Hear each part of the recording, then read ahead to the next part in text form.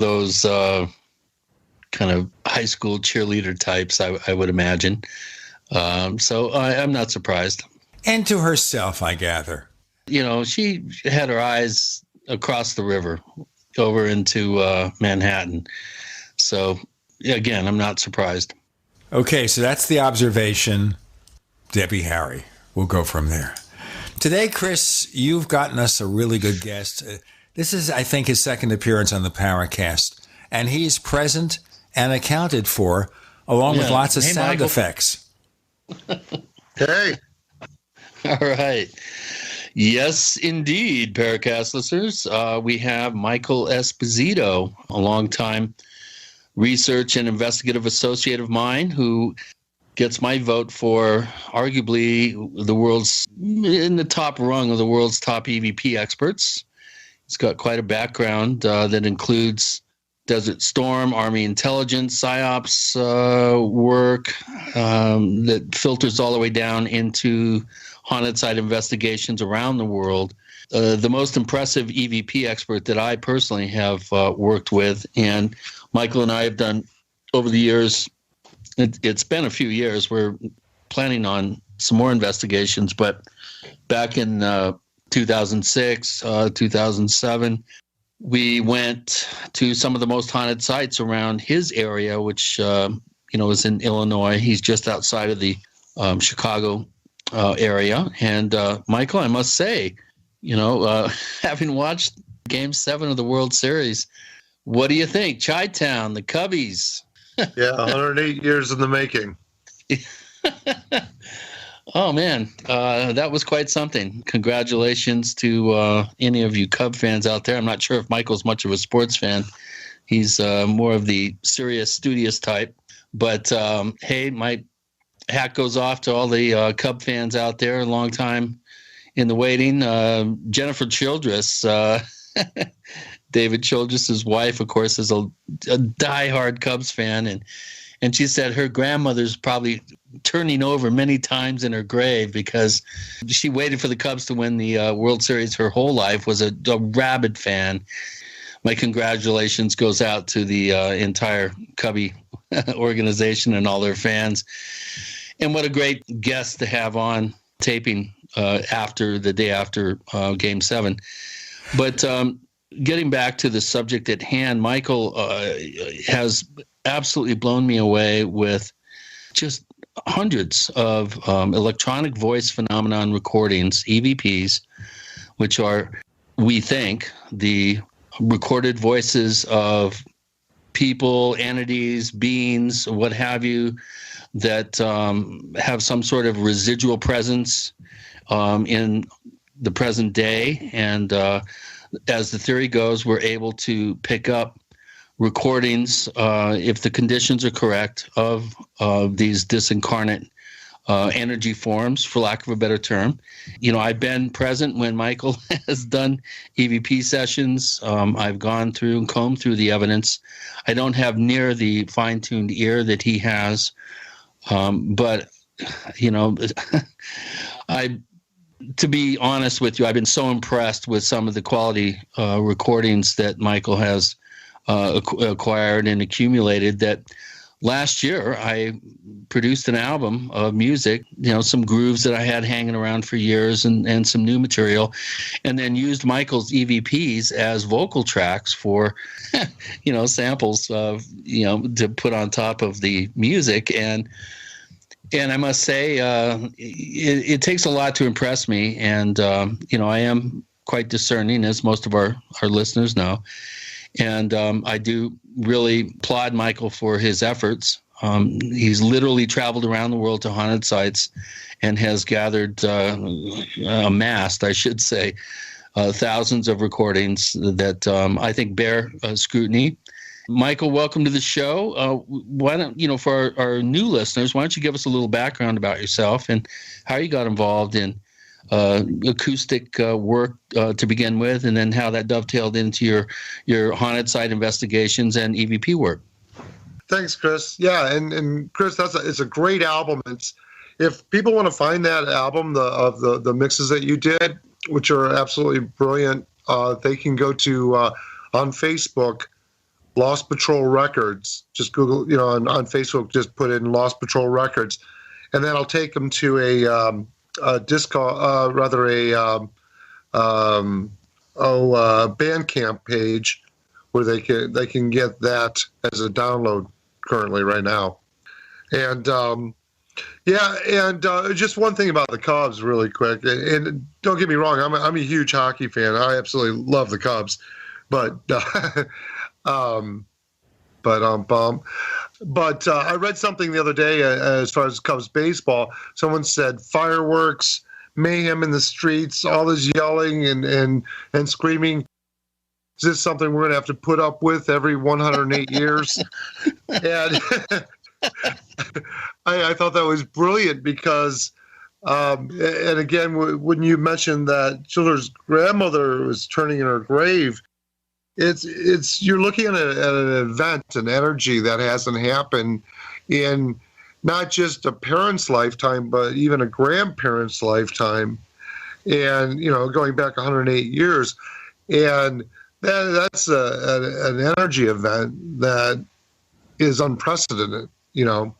Well, so do we have a bunch of riots and everything this morning or last night? What actually transpired? I mean, I'm sure the bars were filled till closing time, but any sort of civil disobedience and over the top partying going on? I haven't really seen any headlines or anything. We will have to hold this announcement or there will be riots from our sponsors at the network. Michael Esposito joins Gene and Chris. You're in the Paracast.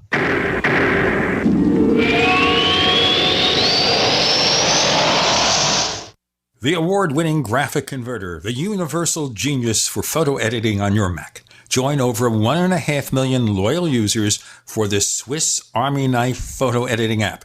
It gives you all you expect from a top-flight image editing app with tons of features, and most important, it's easy to use. Get 20% off from lemkesoft.de/Gene. That's lemkesoft.de/Gene. Do you need a website? Well, you can get a great deal on hosting services with Namecheap's legendary coupon code. They're offering substantial hosting discounts on shared hosting, business hosting, VPS hosting, reseller hosting, and even dedicated servers. Namecheap is preferred by millions. It's backed by a money-back guarantee. Use the coupon code LEGENDARY to cash in on the special deal at Namecheap.com, Namecheap.com. Are you tired of commuting to a job that makes someone else rich, working harder than ever, but getting nowhere? Do you hate spending hundreds of dollars every week on daycare, having someone else raise your children? With our opportunities, you can start earning money as soon as next week. You get to be the boss, work from home, and live a happier life. At Be the Boss Network, you'll find hundreds of work-from-home opportunities that you can literally start today and be earning money as soon as next week. Go to freedom106.com and start earning money as soon as next week.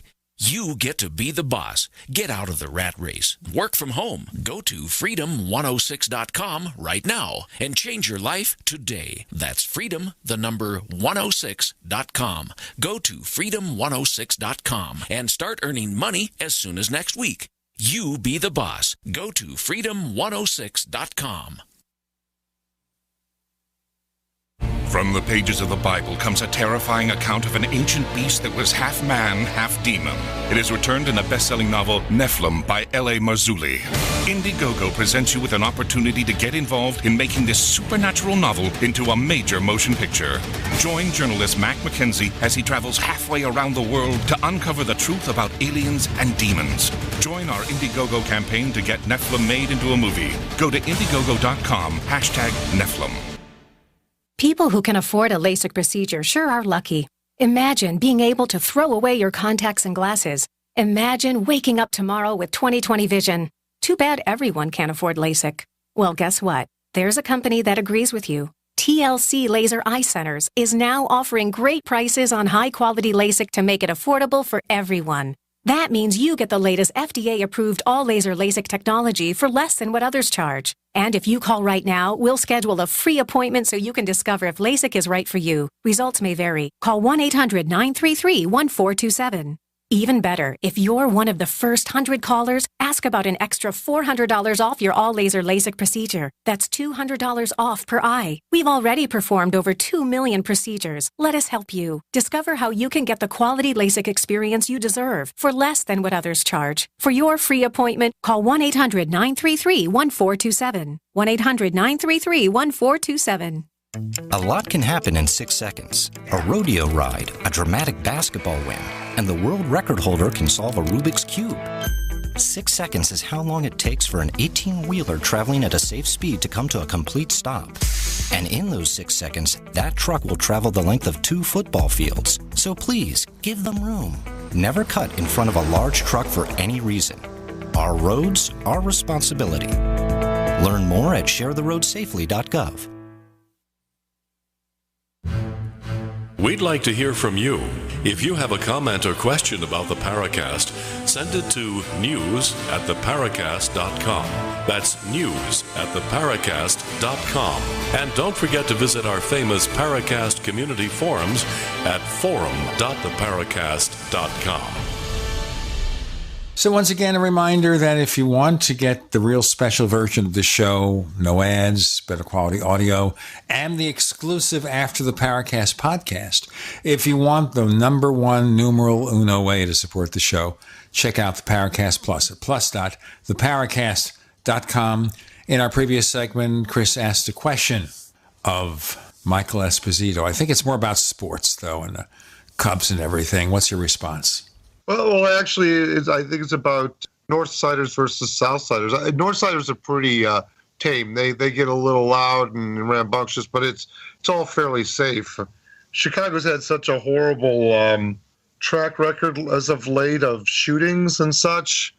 I think anything over the top would probably be mixed in with the whole bunch. But I think for the most part, Northsiders are pretty well civilized, so it's not a big issue. No overturning cars, no setting fire to stuff. And if they did, they would be playing that to the skies about the unruly people in Chicago, so you have to give a good impression. Let's give some impressions about this mystical stuff, because over the course of this episode, we'll be hearing some of the sound effects you provide. And as we understand, Chris sampled them for his new album. Now, before I go on, I listened to a few of these before we went on, and I have a whole bunch of files in readiness, and you'll have to tell me which ones you want to hear, and we'll cue them up for the listeners. The question is sometimes what you hear is vague enough, you can kind of imply what you think they are. Am I correct? Yeah, I mean, there's always been a kind of a duality or a paradigm of thoughts between whether or not it's real EVP or if there is audio pareidolia involved or what have you. But if you listen closely, you can earmark certain audio characteristics that can only be human-made. And I did a lot of work with speech pathologists out in Colorado and really got a good handle on certain utterances, certain sounds that only could be made by humans, not animals, or ambient noise such as walking through rumbling leaves in a cemetery or things like that. So, things like glottal stops and the tapping of the T, and there's a certain characteristic to them that I think makes them very distinctly humanoid. That begs the question. We're talking about humanoid sounds coming out of the ethers. How do we explain that sort of disconnect between a human voice box producing an acoustic signature and something that appears to be manufactured that way, but there's no sound generation, obviously, apparent to the person that's doing the actual recording? That's actually a really good point. And my initial desire is to claw my way into my theories on microsound and the rest of the quantum physics theory that I've been working on. But before I do that, let me pose this to make it one step deeper, is that would require actually belief that comes from an actual physical or tangible environment. indeed, what if our own energy is acting as an antenna, actually putting these sounds onto recording media? Now, granted, recorders are all analog, because microphones are basically metal rods with coil wrapped around them, so they're all analog. The digital end of things are some of the sound processing and the storage. That's where you go into digital. And that's really kind of neither here nor there, except when we talk about compression. But most of the compression comes through the microphone. So the question is this something that really is in the ether that we're capturing? Or is this something that we're psychically transposing onto a medium? Oh, well, so just to get a little bit more clarity here on what you're saying. In other words, we may be, in essence, an acoustic medium for a particular energy, thought form, disincarnate spirit, ghost, whatever term you want to use, is using us as almost a transducer or something that is actually relaying acoustic information out. But we're not really saying anything during these recordings. I mean, we're completely silent. So where is that? Number one, where's the convergence point? Number two, how is that relayed out in an acoustic form so that it can be then picked up by an analog microphone and then, digitally, captured? Well, let me ask you this. Let's just consider it as a thought, or a combination of thoughts of the different researchers, a combination of researchers that are in the environment. It doesn't necessarily have to be a physical vocal thing. There's that famous quantum theory that matter only exists because humans are there to observe it.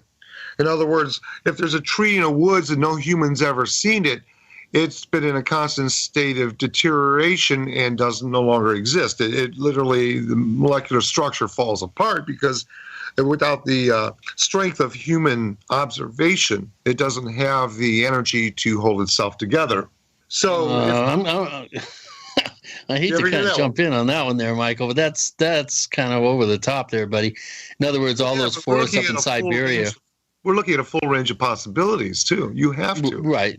But I think the old axiom is if a tree falls in the forest and nobody is there to hear it, doesn't make a sound. I think that's kind of what you're referring to. But you're actually saying the trees don't exist unless someone's there to observe them, and that there's a big difference. That's correct. And I always thought the axiom was, if a man's in the woods and he's all alone and there's not a woman around to hear him, is he still wrong? But well, the problem with that is he probably is. Yeah, but what's he doing in the woods alone? That's what the woman will ask. But the point is, there's actually a theory out there that matter retains its physical properties because of human observation, the power of human observation. You're kind of suggesting that we're living inside a giant virtual simulation, that we're actually in some sort of VR program or something.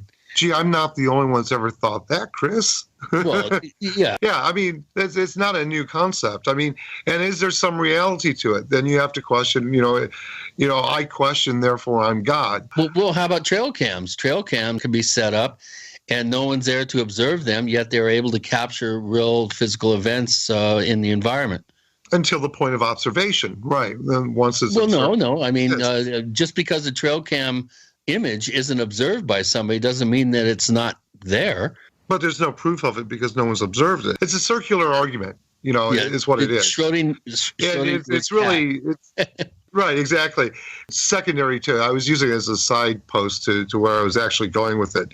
Where I'm actually going with the idea is it possible that our collective energy, and now we're going into Sheldrake, or even before that, I would say Edgar Allan Poe's Eureka, but is it possible that our collective energy, or at least the subgroup of the researchers in any given environment, isn't contributing to the haunting? Let's answer that question. Are they causing it to happen? The collective unconscious, maybe? More to come with Michael Esposito, Gene and Chris. You're in the Paracast.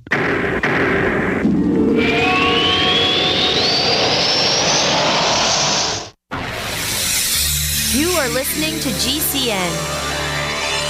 Visit GCNlive.com today.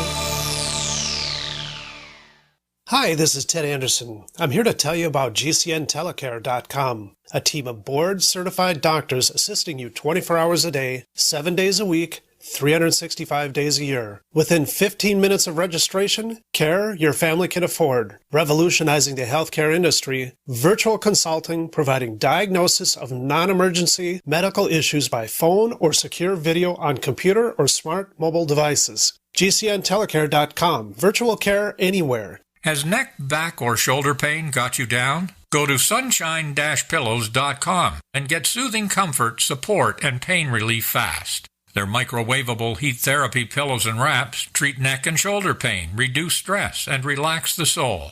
An ergonomic pillow from Sunshine Pillows supports your head and neck on long trips or when simply resting at home. Be good to yourself. Visit sunshine-pillows.com. Sunshine-pillows.com.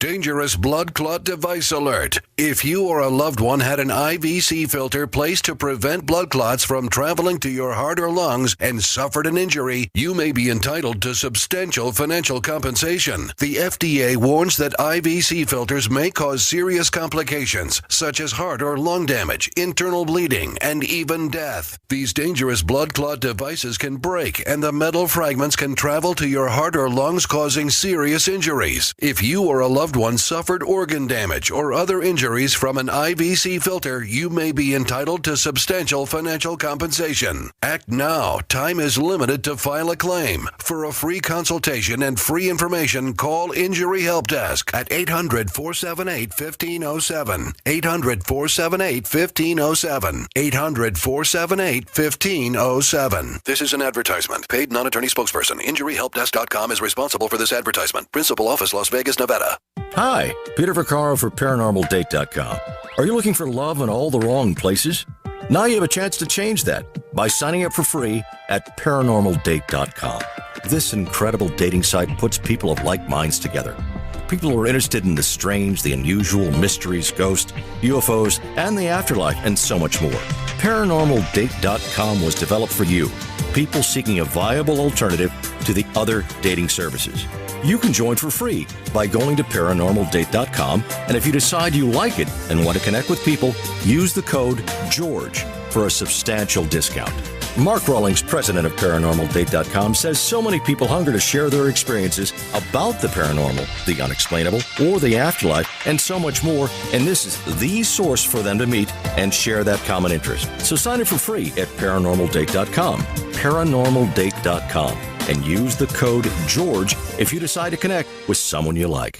Will the government protect your family from Iran and North Korea's newest weapon, EMP? We buy guns to protect ourselves, home, health, and car insurance for accidents. Maybe you also have food storage. But how would you keep your refrigerator running in a long-term EMP blackout? Using tested military designs, the Solarc EMP-hardened solar generator protects and powers your critical appliances for years without burying items underground or wrapping them in aluminum foil. Unlike other preps, Solarc is used every day to help offset your electric bill automatically. Visit PortableSolarLLC.com to learn how easily expandable the system is. Solarc is the most affordable and powerful solution on the market. The whole system even fits in the back of a pickup or SUV and can install in less than an hour. See for yourself why Solarc beats other off-grid systems at PortableSolarLLC.com. Don't wait for the government. Go to PortableSolarLLC.com to learn why Solarc is energy insurance for your family.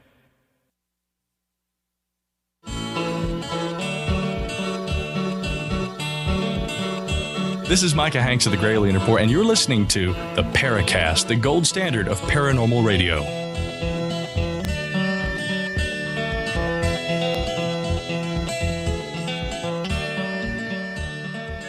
We have EVP Chris, and I hear the silence. The gold shall catch the light. That's my favorite. That's your favorite? Yeah, the blue and the gold shall catch the light. I think I have that on there. I think I sent it. Yeah, that's a classic. That's a classic one. And that's actually a good example about what I'm talking about, too. You know, a lot of people say, well, you have to be careful because you take away any negative energy or any positive energy. of a place that you're working, and you can carry it or transpose it to another place. So a lot of times, even more seasoned researchers could be bringing a whole lot of baggage, I guess, into a particular environment and contaminating their own research. The EVP that Chris was talking about was one that we captured at the Sally House called the blue and the gold. If you look through your list, try one of our EVPs out here, you can see the blue and gold could catch the light. Is this something you have here that you want me to play? Yeah. I have to look for it here. It's called the blue and gold. Could catch. The blue and gold. Are we ready? This is a loud one, folks. Here we go. The blue and the gold could catch the light. The blue and the gold catch the light.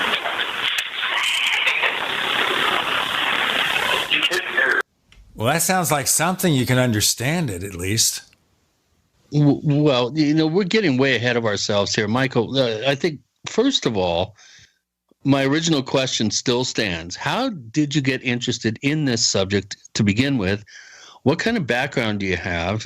Talk about your Army experience in Desert Storm a little bit, and give us, kind of give some of our newer listeners who weren't here 5-6 years ago to hear your first appearance on the show, catch people up on who you are, how you got involved, and some of the things that you've been working on. Well, I was always interested in experimental and industrial musics, basically non-mainstream stuff, and a lot of stuff that was either purely noise or field recording in nature.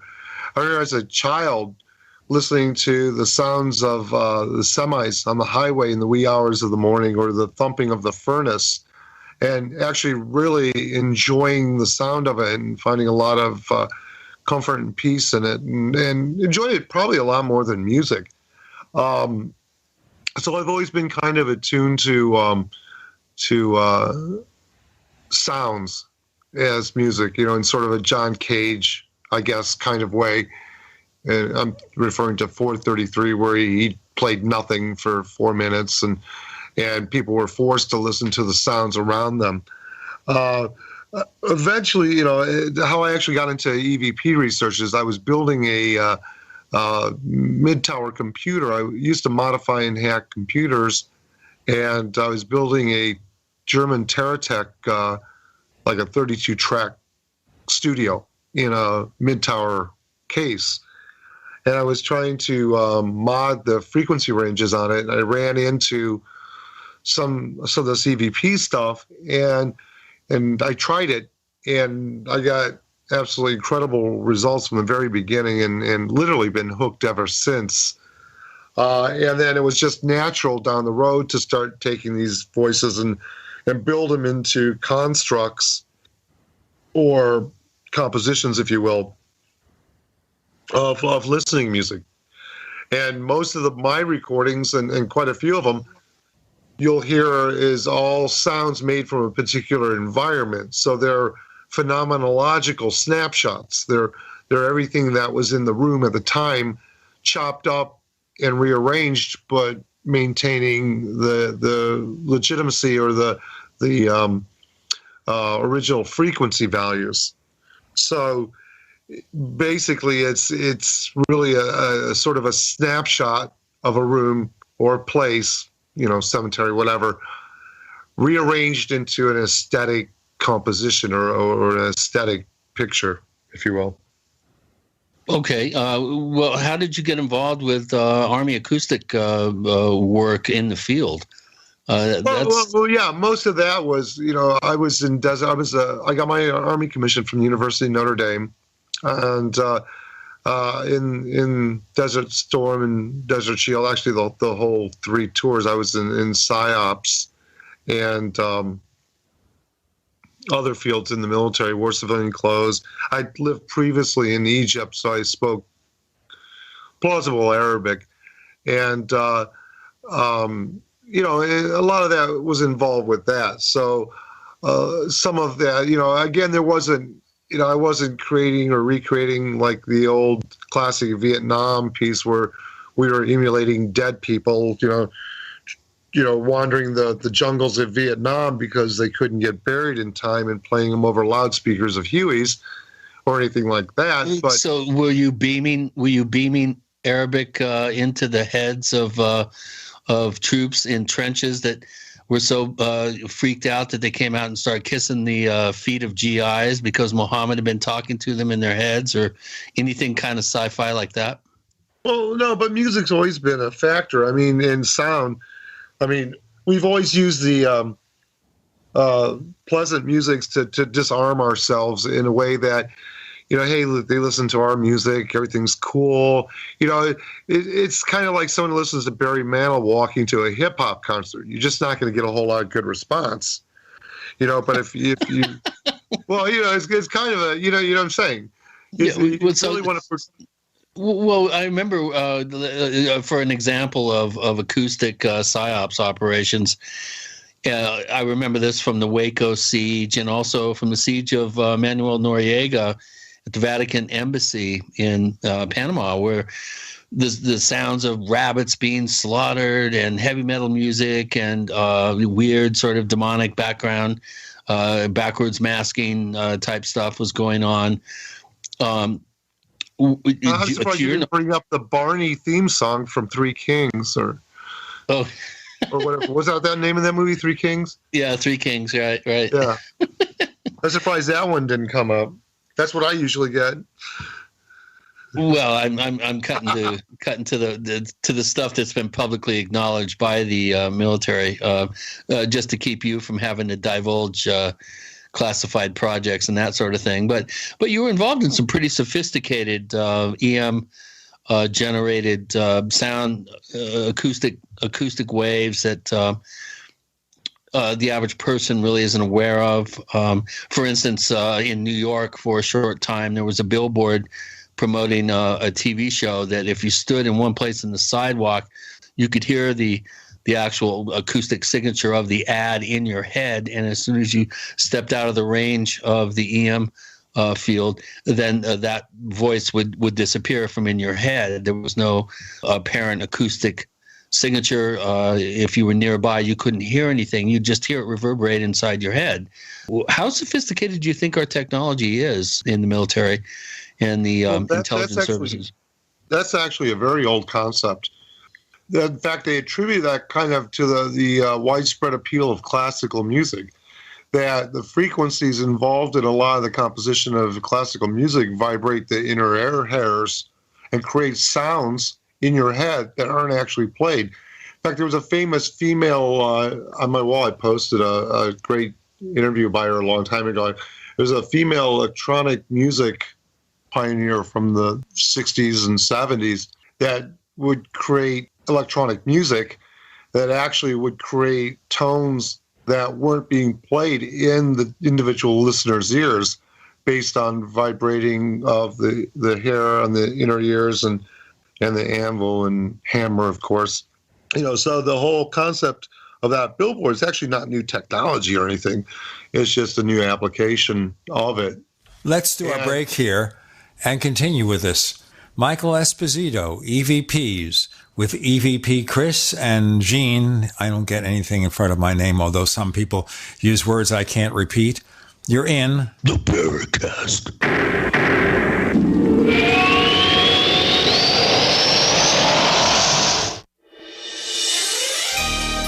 Thank you for listening to GCN. Be sure to visit GCNlive.com today. We also have swag. We have all these exclusive Paracast things that you can buy. We've got 60 or so different items, and entails T-shirts, sleeves for notebook computers, iPad cases, mouse pads, the Paracast Jumbo tote bag, all sorts of T-shirts and jackets and stuff like that for men and women. We have a Paracast aluminum water bottle. All this stuff, you go to store.theparacast.com, store.theparacast.com. What makes it special is that the items are the best quality, great T-shirts, fabrics, and they have our official logo on them. That's what makes them special, in multiple sizes and colors. We even have stuff for children. stuff for women, stuff for men. We have all sorts of sizes, like small up to X large. A lot of good stuff. That's the swag from the Paracast. You go to store.theparacast.com, stop by, and take a shopping tour. This is Dan Pilla. Do you owe the IRS money you can't pay? Are tax debts crippling you? I've defended people from the IRS for over 30 years. I've helped thousands, and I can help you too. I wrote the book on IRS settlement, and I'm telling you, there's no such thing as a hopeless case. Call 800-34-NO-TAX to finally get free of IRS debt. With the IRS's new programs, there's never been a better time to solve your problem. Call 800-34-NO-TAX. That's 800-34-NO-TAX, or my website, danpilla.com.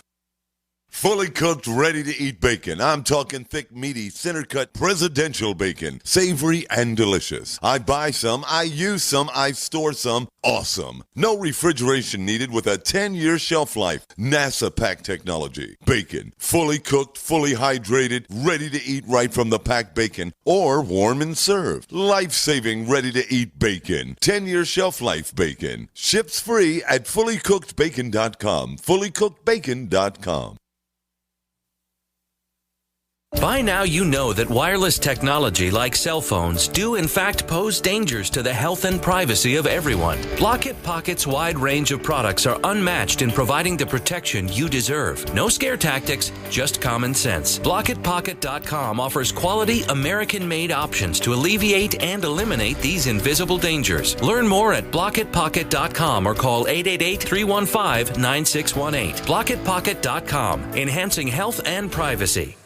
Have you checked your Google search results lately? Search results are usually the first impression that people form of you or your business, so make sure that they create a positive impression with ReputationDefender.com. What the internet says about you can have a big impact on your life and your livelihood, even if it's not true. Fortunately, you can now control how you look online and in online search results with ReputationDefender.com. Call 800-831-0771 now. That's 800-831-0771 for your free reputation analysis. If you have negative material from an ex-employee, upset patient, or former client, newspaper article, legal issue, social media, or other source showing up in your search results, you can combat it with ReputationDefender.com. Our dedicated experts in patented technology can help make your online search results look their best. Call 800-831-0771 to learn more. 800-831-0771. That's 800-831-0771. Or visit ReputationDefender.com. Are you retired or facing retirement and you're afraid your income is going to be less than you'd like? I'm Pharmacist Keith. Dr. Wallach, the Dead Doctors Don't Lie guy, and I want to show you a low-cost way to create your own business working around your current schedule, creating extra income that will last for years to come by joining Dr. Wallach's crusade, spreading his message of better health. To learn more, visit radio.recordedvideo.com. That's radio.recordedvideo.com, radio.recordedvideo.com, or call 866-257-3105 for a recorded message. This is Jerome Clark, author of the UFO Encyclopedia and other books. You're listening to the Paracast.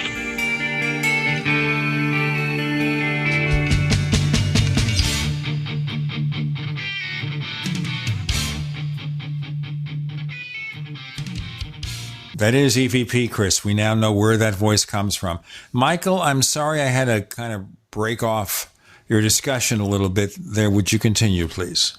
Yeah, I know the conversation keeps taking off different veins, and I think a lot of this interview is going to be a lot of corralling more than anything, because it's. Well, I'm trying to give our listeners a sense of your background, how you arrived to the place that you're at today as one of the acknowledged top experts on the planet in haunted site acoustic recordings.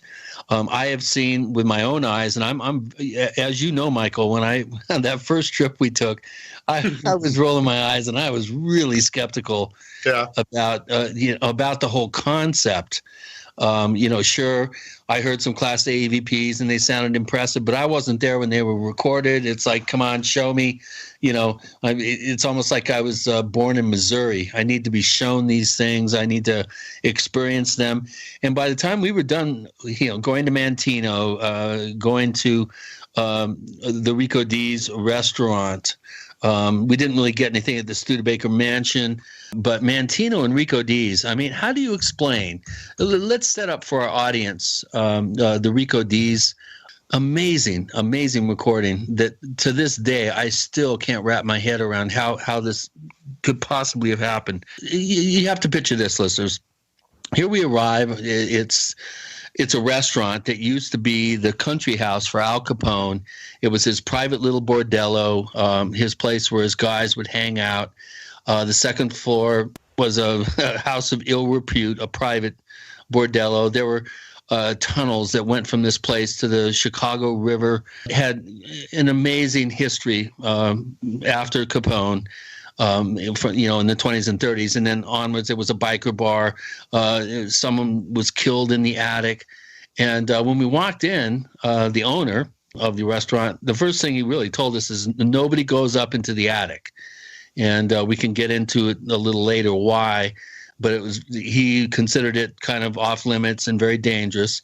And so everybody kind of agreed. And the first thing Michael did was he snuck up there, hit record, put it there, and then snuck back down before anybody could see him. So we're going through the night. We're having this investigation. And at one point, about 45 minutes after we got in there, 45 minutes to an hour, a group of us were standing around a table on the second floor. I was changing out batteries on my video camera, and we were kind of talking in low tones, in kind of hushed voices. Everybody was being kind of quiet. And there was a lull in the conversation. And out of the blue, we heard this, well, I can't even say it, but it's F you.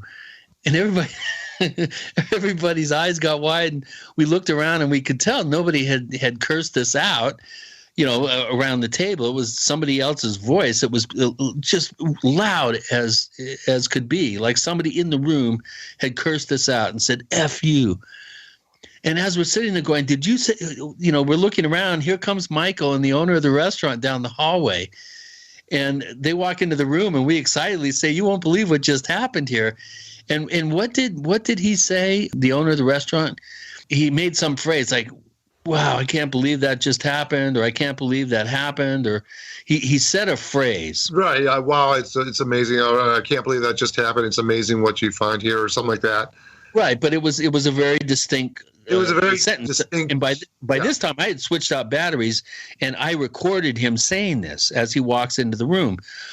Well, days later, when we go into the studio to sync up the audio recordings from the various recorders that we had, because everything was very done with time codes, and we were able to sync everything up easily because we went into the investigation knowing that everything had to be synced up, all three cameras, all the audio recordings, we had time code and all that. And we took the recording device that Michael had put up in the attic, and within 5 minutes of him hitting record, the owner of the restaurant's voice said that phrase that he said when he walked into the room 45 minutes later on the second floor below the attic. And we got a recording of him saying that, but it was different. It seemed like somebody, like a really good mimic, imitating his voice, but he didn't get the inflection was a little wrong, the timing was a little wrong, but the words were exactly the same. And the meter and the rhythm were perfect. Yeah. It was the most amazing example of some sort of time dilation effect that me, as a so-called investigator, I have never encountered anything that has come close to that. And and that was just the beginning. I mean, we could do a couple of shows on all the investigations that we've done here in Arizona, in Illinois, and the EVPs that we did at the Murrow Building Memorial Park in Oklahoma City with the kids screaming and people yelling, a bomb, a bomb. I really feel that there's something to this whole acoustic phenomenon. And Michael, later on in the show, we'll talk about some of the trips that you've taken around the world, the EVPs that you got in the catacombs in Paris and the Colosseum in Rome. This is, I think, a really underappreciated aspect of haunted site investigations in terms of trying to take it to the scientific mainstream and say, here's the evidence chain. How do you explain this? But let me just interject something real quick. Sure, go ahead. I'm monopolizing the show here. Well, no, just before we move too far away from Rick O'Dee's, which is now called Irish Legends, which is an amazing place, but across the street from it, directly across the street from it, it was like a 2-lane road, there was a very special place called the Willowbrook Ballroom. That was the site that Resurrection Mary initially danced at, or the story of Resurrection Mary is centered around the Willowbrook Ballroom, right across the street from Irish Legends, which was Rick O'Dee's.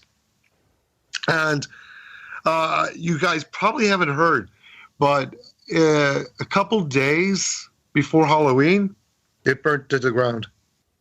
Really? Well, who was Resurrection Mary, first of all? Resurrection Mary is a famous, what they call a woman in white haunting in Chicago, on right there on Archer Avenue, where Irish Legends and Willowbrook Ballroom is. And in the 30s, a girl went dancing against her. Here's the story anyway. Went dancing against her father's wishes with a young boy, and something happened that he had not taken her home or something, and she got hit and killed by a car. And throughout the years, people have seen her walking along the street. Taxi drivers and others have picked her up in the car to be asked to be dropped off at the cemetery, Resurrection Cemetery in Justice, Illinois, or at the ballroom, and disappeared out of the car without paying fare. A young man was dancing with her in the 50s in the Willowbrook Ballroom, and she seemed very odd and strange, and saying she was cold. He lent her his senior jacket, his Letterman jacket, which was later found on her tombstone in the Resurrection Cemetery. The most famous thing that happened was in Resurrection Cemetery, a taxi driver saw a woman. It looked like she was trapped within the cemetery after it was locked up, holding on to the bars.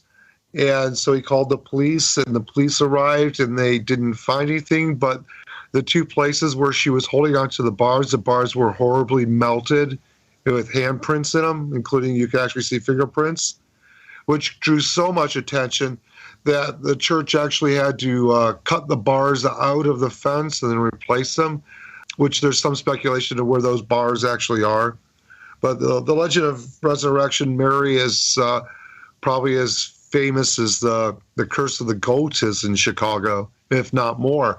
And her original dance was held at the Willowbrook Ballroom right across the street from Rick O'Dee's, or which now the Irish Legends. And it just burned down a couple days before Halloween to the ground. So we're talking just recently, this year? What's that? This year? Yeah, this year. Just a few days ago. But yeah, I know. Well, I'm just adding to the whole, because we're talking about Irish Legends or Rick O'Dee's and the filming that we did across the street. And right across the street was the Willowbrook Ballroom, and the whole story of the area, the whole story of the thing just continues to grow. And believe me, if you don't think there aren't going to be things said about this in the future, there will be. You know, there will be this announcement coming up, and we want you to listen to it, because that's how the network makes money. Maybe we don't, but we have our own ads too sometimes. We have Michael Esposito with Gene and with Chris. You're in the Paracast.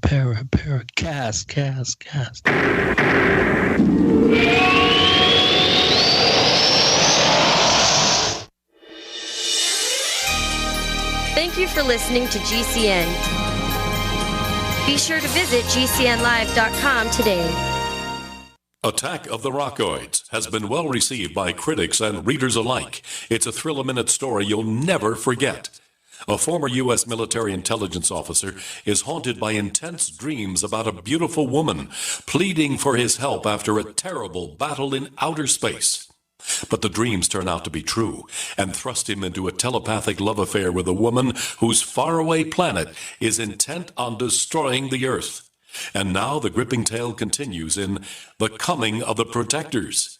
It's the second book of the Rockoids trilogy, a galaxy-spanning adventure that pits our hapless heroes against powerful, fanatical enemies that threaten the lives of freedom-loving beings everywhere. Attack of the Rockoids and The Coming of the Protectors. Classic science fiction at its best, available now. For more details, visit rockoids.com. That's ROCKOIDS.com.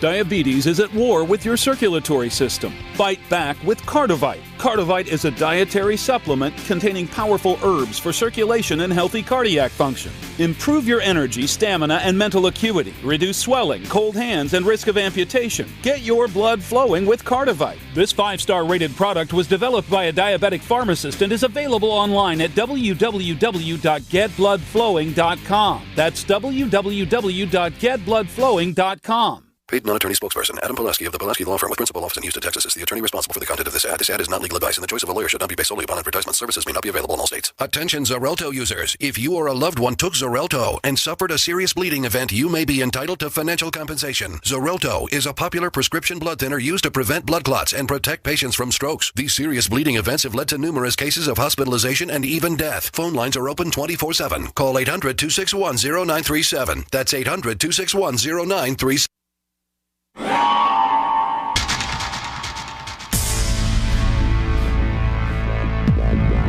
Welcome back to the Paracast, the gold standard of paranormal radio. And now, here's Gene Steinberg.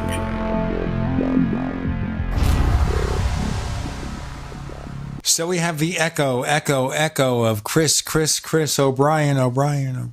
They say if you repeat yourself, you must be on drugs, but we're not. Michael Esposito, you give long answers and sometimes we have to break it up. Yeah, I've been known to be a little windy. There's a song called Windy back in the 60s, but it has nothing to do with any of that. It's about Resurrection Mary. It's about Resurrection Mary. Oh, no, well, that's Along Comes Mary, the other association hit. Sorry. Yeah, well, Along Comes Mary is about marijuana. Really? Sure. Mary Jane? Along Comes Mary, the association. Yeah, Blowing in the Wind is supposedly about smoking weed. Also, Got to Get You Into My Life from the Beatles. Paul McCartney about his early marijuana experiences. But no, there was another song the association did called Windy. Right. Yeah. Looking out my back door. The association, of course, was all that music was performed by the Wrecking Crew, the crack studio musicians in L.A., but the actual 3 members of the association, the original 3 members, were baggers at a grocery store. Now, just to let you know, here's the urban legend about Windy. The infectious pop classic Windy was released by the band The Association in 1967, but the original lyrics were written about the hippie boyfriend of the songwriter, but they were rewritten by The Association to be about a woman. So there you go. But I think you're looking at who's tripping down the streets of the city, smiling at everybody she sees, who's reaching out to capture a moment. Everyone knows it's Windy. The words tripping down must be everyone about knows drugs. It's Resurrection. Along Comes Mary. Anyway, we digress. So, Michael, let's kind of take a little a journey through some of your investigative ventures. One of the ones that really impressed me quite a bit was the Potawatomi recording that you got of an extinct form of Potawatomi. Why don't you give our listeners kind of a background on that particular case and how much work it actually took to figure out what that voice was saying? Well, I've been doing a little side project. Actually, there's a Facebook page on it that's highly neglected. A little side project called Utterances of Native Tongue. And basically it has to do with Native American findings and research at Native American sites and stuff, which actually there's been some new developments on it that I haven't been able to chase down. But this particular case you're referring to was in Cedar Lake, Indiana. and it was a Potawatomi burial mound in an old Potawatomi village. And that's actually where the Luann's farm stuff is, also Potawatomi. But this particular one is the local settlers, which were mostly Dutch, decided to use that great little mound, that little hill, to bury their dead on top of that, including a veteran from the Revolutionary War. And then in the 30s, they started to build summer cottages and stuff around it. So they decided to dig into the sides of it to mount housing in. And later, those houses became permanent housing. In fact, a few years ago, a couple caskets popped up in some guy's crawl space, and he had to have the state come and reinter them. So it's a piece of ground that was ritually sacred, and they literally just desecrated over and over and over again for many, many years. And one of the EVPs I captured off of that was in Potawatomi, which I really had to trace down someone that knew something about the language to be able to translate, because it was kind of hard for me to make any sense of it. I knew it was humanistic in nature, but I just didn't know what it said. Which, across the world, in a lot of the foreign spots that I've recorded, I've had to do the same, especially in Sweden and some in Germany, but mostly Sweden. I've had problems with the translation in. Chris? So, that kind of reminds me that we've had an idea for a while that we've not been able to really coordinate our schedules and act upon. But, I thought after reading an article about the Sand Creek Massacre site, I was investigating in researching a cattle mutilation case that had occurred on the north end of that massacre site. And there were, interesting quotes by the rancher and his wife that they could hear at times, usually on really quiet nights, really cold winter nights. They could hear what they, interpreted as the sounds of like battle, like they were hearing residual effects somehow through time of the actual massacre, and women wailing and people screaming, guns going off, that sort of thing. And it kind of gave me an idea that Michael and I should possibly visit some of the more celebrated massacre sites, Wounded Knee, Battle of Little Bighorn, places where lots of people were killed in an awful way, and do a series of EVP recording sessions at places where we had either battles or massacres having to do with Native Americans, because to me the ultimate evidence is getting EVP recordings in languages that we don't know, whether it's Sioux, whether it's Cheyenne, Arapaho, Potawatomi, but to get recordings in another language, because to me, number one, that would, I would say, kind of on some level, it would sort of, I don't know, kind of, I don't know how to put it, but disprove Michael's potential theory that the investigators are somehow involved in the actual filtering of some form of energy that then manifests acoustically on a recording, because I don't know Native American languages. I just know a few words in Hopi and Navajo or Dene. So that to me would be a really worthy experiment. And I still, Michael, that idea is still, I still have it on the table. I'd really like to do that and pull out some time to go ahead and figure out a way to marshal our resources and get to these sites. I think that would be a really worthy experiment. But speaking of languages and capturing EVPs of languages that are either, extinct, long dead, or not known by you, why don't you give us some examples and some ideas of what you have had, success with when you've gone to, let's say, the Paris catacombs, the basement where the gladiators hung out below the Colosseum. Give us some examples of some of the recordings that you've been able to get in these places. Well, definitely in the Colosseum, but there's a Museum of Purgatory Souls near the Vatican I did recordings at, where this priest in the late 1800s, early 1900s collected artifacts from everything from the 3rd and 4th centuries of burnt robes and pieces of wood and books and handprints and signs of the cross burned into them. And they were usually accompanied visions of the dead asking for prayer from the clergy or family members to get them out of purgatory. And the recordings from there were incredible, included a lot of bits in Italian.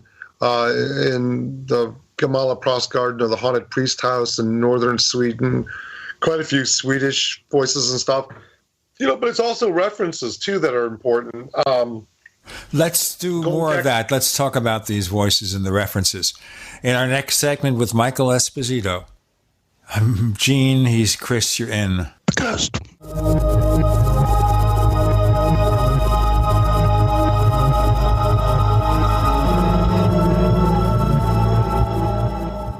The award-winning graphic converter, the universal genius for photo editing on your Mac. Join over 1.5 million loyal users for this Swiss Army knife photo editing app.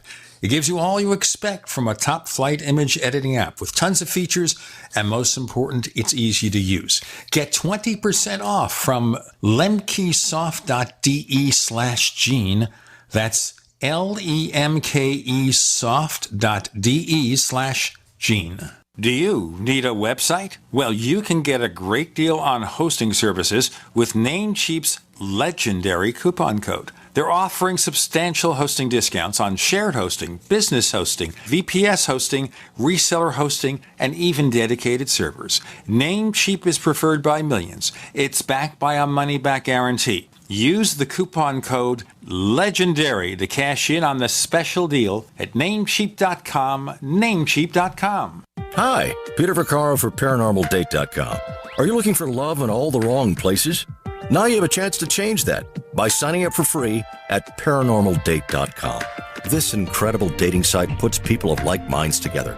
People who are interested in the strange, the unusual, mysteries, ghosts, UFOs, and the afterlife, and so much more. ParanormalDate.com was developed for you, people seeking a viable alternative to the other dating services. You can join for free by going to ParanormalDate.com, and if you decide you like it and want to connect with people, use the code GEORGE for a substantial discount. Mark Rawlings, president of ParanormalDate.com, says so many people hunger to share their experiences about the paranormal, the unexplainable, or the afterlife, and so much more, and this is the source for them to meet and share that common interest. So sign up for free at ParanormalDate.com, ParanormalDate.com, and use the code GEORGE if you decide to connect with someone you like. There is an affordable alternative to the high cost of healthcare that offers freedom from insurance while providing compliance with the Obamacare individual mandate. Imagine having access to quality, affordable healthcare that allows you the freedom to choose your doctor and hospital. Members can share up to 100% of necessary medical expenses, including some alternative treatments. Find out how you and your family can contain healthcare costs without giving up your freedom. Go to libertyoncall.org. That's libertyoncall.org. What would your life be like if you woke up each morning with new vitality, feeling better than you have in years, and you noticed a difference in your sleeping patterns, blood sugar levels, and had a sense of well-being overall? There's something that is changing thousands of people's lives, and you could be one of them. It's called Heart and Body Extract. Sharon Harris, co-creator of Heart and Body Extract, talks about the positive effects of Heart and Body Extract. What happens with the formula Heart and Body Extract is it's giving the body the necessary vitamins, minerals, amino acids, enzymes, minerals and phytonutrients so the body will heal itself. And yes, the body does have the ability to balance blood pressure, balance cholesterol, clean and unclog the arteries. It can also work on balancing the circulation for diabetics. So the body is an amazing thing. It simply needs some help so it has the tools to heal itself. Heart and Body Extract gets results. To order your 2-month supply, call now, toll free at 866-295-5305. Order online at hbextract.com. In these uncertain times, it makes sense to have a sustainable backup method to cook food and boil water. If your current plan includes using a fuel-burning stove or cooking over an open fire, then there's a much better way. The Minuteman Rocket Stove is a biomass-burning cooking stove that only requires small quantities of sticks and twigs for fuel. The Minuteman Stove is easy to use, smokeless, portable, powerful, and sustainable. For the finest in survival cooking stoves and fire starters made right here in the USA, go to MinutemanStove.com. That's MinutemanStove.com. We'd like to hear from you. If you have a comment or question about the Paracast, send it to news@theparacast.com. That's news@theparacast.com. And don't forget to visit our famous Paracast community forums at forum.theparacast.com.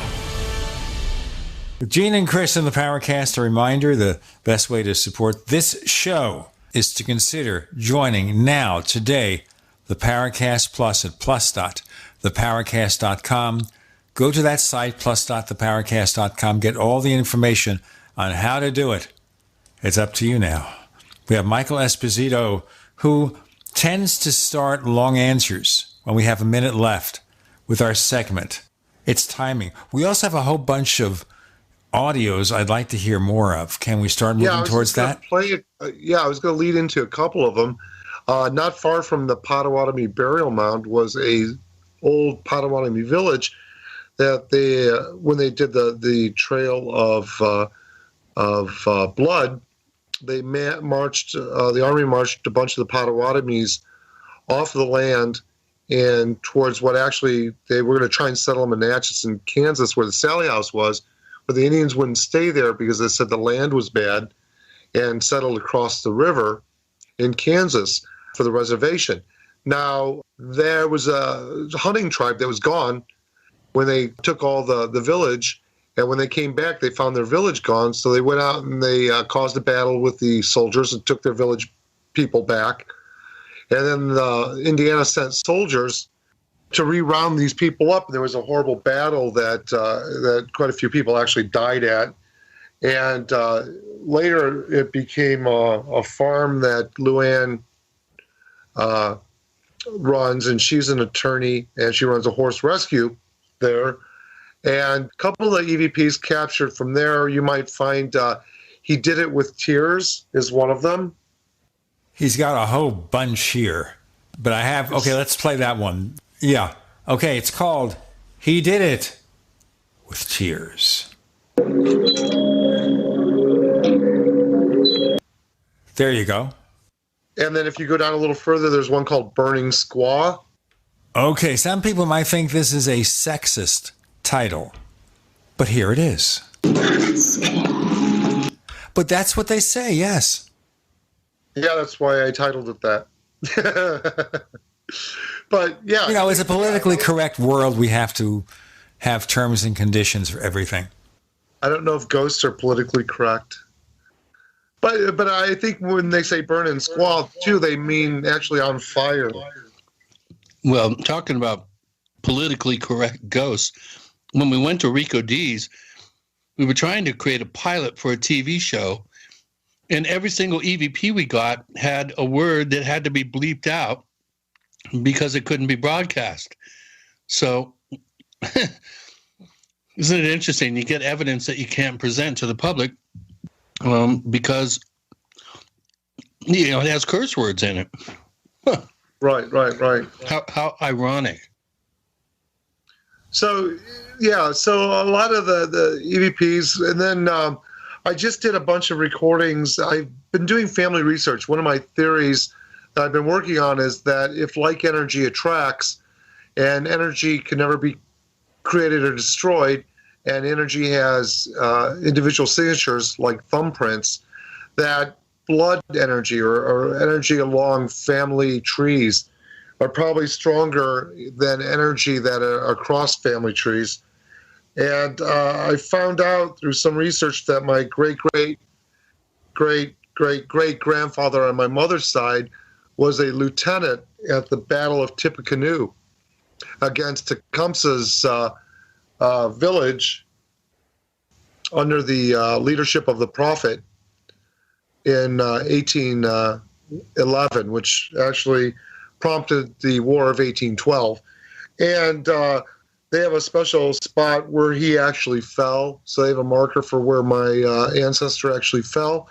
So I did some recordings down there and at Prophet's Rock, where the Prophet convinced the Indians that the white man's bullets would pass right through them, not to be afraid. Addie Newton, who runs a industrial project called Clock DVA since, well, the 70s, late 70s.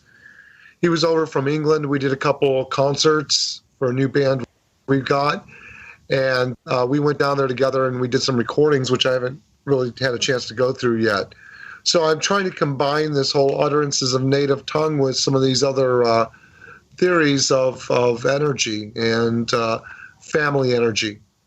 You know, let me get this right. You think that there's a correlation between the probability and the quality of EVPs by descendants of family members, possibly, that are being recorded? Of the researcher, correct? Yes. Well, let's look at that a little bit.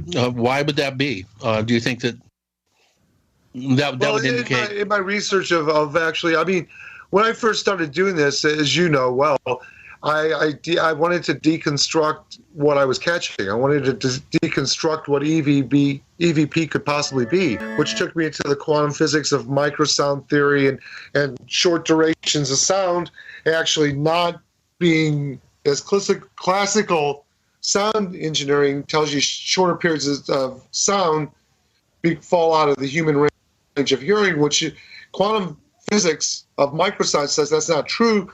Short durations of sound can still be within the frequencies of human hearing, but not build up enough pressure or decibel to be registered by the human ear. And so that these pieces of sound travel in what they call granular clouds, little fragments of bites of sound that hang together because like energy attracts, as Einstein surmised. And if you can imagine like a kind of a cloud of little fragments of sound that can't be registered by the human ear because there's no compression to it, and you bring a recorder in and you slice through one of those clouds by compressing it with the microphone, as we talked about being an analog compressor. When we first started recording with digital recorders, everybody was, oh, you can't use those, they're horrible, they compress sound and compression's bad and blah, blah, blah. But the truth of the matter is I've kind of determined compression is actually a good thing. Because if we're compressing fragments of sound, which, as you know, compression leads to added pressure or decibel, right? So if that's the case, then what we're doing is we're compressing slices of microsound or granular clouds and putting them into an audible state. So we're actually slicing through fragments of sonic memory or persistence of memory, memory of people being able to communicate, just can't build up enough pressure to do it, because they no longer have the physical bodies to push air through the diaphragm and through the vocal. Yeah, but doesn't this violate the second law of thermodynamics of entropy? I mean, every cause and event occurrence then has entropy. I mean, it descends into nothingness. Basically, it dissipates. Right, and here's the thing, and I'm not the first one. Let me break it before you answer so we don't interrupt you, okay? We'll have Michael Esposito's answer. No entropy involved. With Gene and Chris. You're in the Paracast.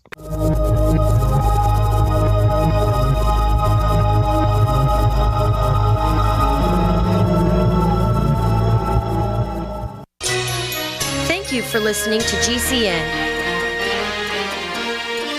Visit GCNlive.com today.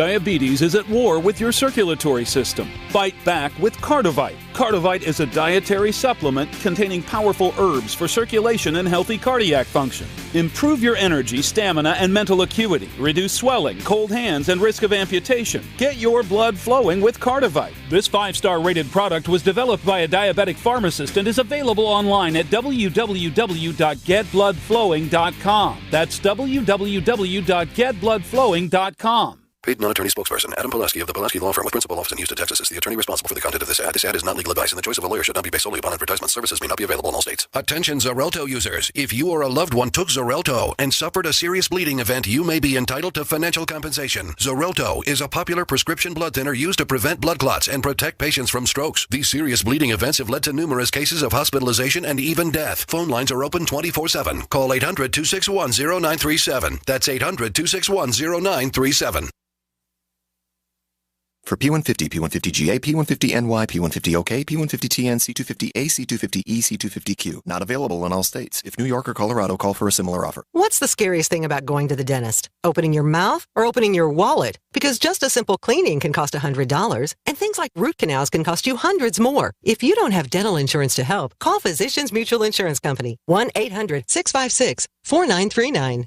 This isn't a discount plan or preventive-only coverage. This is real dental insurance that helps pay for checkups right away. So you can call today and get your teeth cleaned tomorrow. Plus, it helps cover the more expensive procedures you might need down the road. Fillings, crowns, bridges, even costly dentures. There's no deductible and no annual maximum. Your acceptance is guaranteed for one of these insurance policies, even if you're retired. There are no networks, so you can choose any dentist you'd like. Call now for a free information kit with all the details. 1-800-656-4939. That's 1-800-656-4939. 1-800-656-4939. Are you worried about your mom or dad living alone in their house? Hi, I'm Joan London. Listen, I know how difficult it is to find senior care for someone you love. That's why I recommend a free service called A Place for Mom. They are the nation's largest senior living referral service. Call A Place for Mom today. To receive free information on senior living communities in your area, call A Place for Mom at 1-800-704-6182. A Place for Mom offers free one-on-one advice from local advisors and a personalized list of senior living communities you can visit. If you have questions about senior care for your mom or dad, there's a place for answers, A Place for Mom. Call A Place for Mom in the next 10 minutes to get your free ebook on financing senior care as well as free information on senior living communities in your area. Call 1-800-704-6182. That's 1-800-704-6182. This is a healthcare alert from the Pain Relief Hotline. If you, a family member, or a loved one suffers from knee, back, shoulder, or ankle pain and have Medicare as your primary insurance, we've got great news. You don't have to suffer any longer. You can immediately qualify for a pain-relieving brace at little or no cost to you by calling our 24/7 Pain Relief Hotline at 866-389-0620. Delivery is free and all paperwork is handled for you. If you are on Medicare and have knee, back, shoulder, or ankle pain, don't wait. You can qualify to immediately receive a pain-relieving brace at little or no cost by calling our 24/7 Pain Hotline now at 866-389-0620. Our representatives are standing by 24/7 to take your call and rush you your pain-relieving brace at little or no cost to you. Shipping is free and all paperwork is handled for you. Just call 866-389-0620. That's 866-389-0620. Again, 866-389-0620.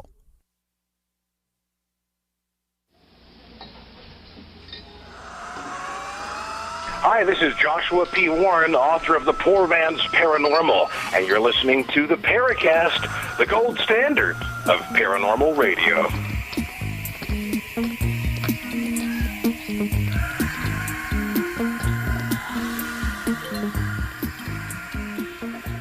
When he says that, I want to thank the Paracast, Michael Esposito. Well, we're gonna talk about the Parrot in a little while because the Parrot was the lead vocalist on one of my tracks, probably my favorite track on the Medea album that he and I did last year.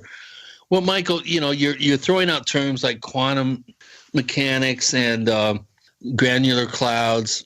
I think some of our listeners are going to be rolling their eyes saying, just a bunch of pseudoscience. How does quantum mechanics possibly have anything to do with acoustics?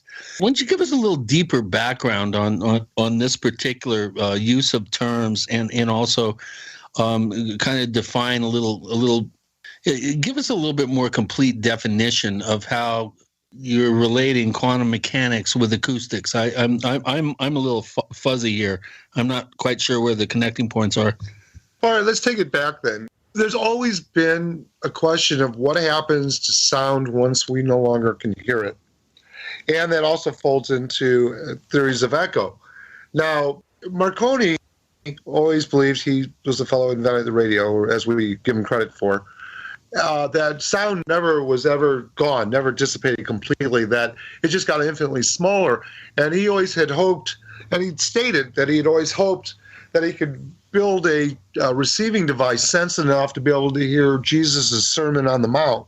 That was something that he'd always had proposed that, was one that's on his bucket list. It's never quite ended from there. I mean, if you look at, for instance, the stone tape theory, and the stone tape theory is basically that absorbent materials such as stone, certain stone and wood and different physical objects have the ability to absorb the energy of sound, which, if you believe in what Einstein theorized, that energy can never be destroyed or created, it's either resting or kinetic, then we know, or we can at least ascertain, that even vocal energy or noise energy, sound frequency, oscillation, vibration, that remains. And if you look at something like echo, when you speak and you hear an echo or the sound reverberates off of a wall or a stone or a tree or whatever,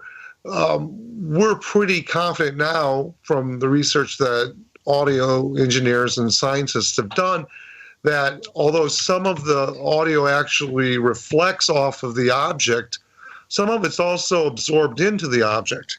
Now, you and I have done some experiments using pure tone tuning forks and stuff at the Sally house, you remember, in the basement? Yeah, you remember that. We'll bring that up in a minute. Yeah. Tell me if you're fuzzy about that. No.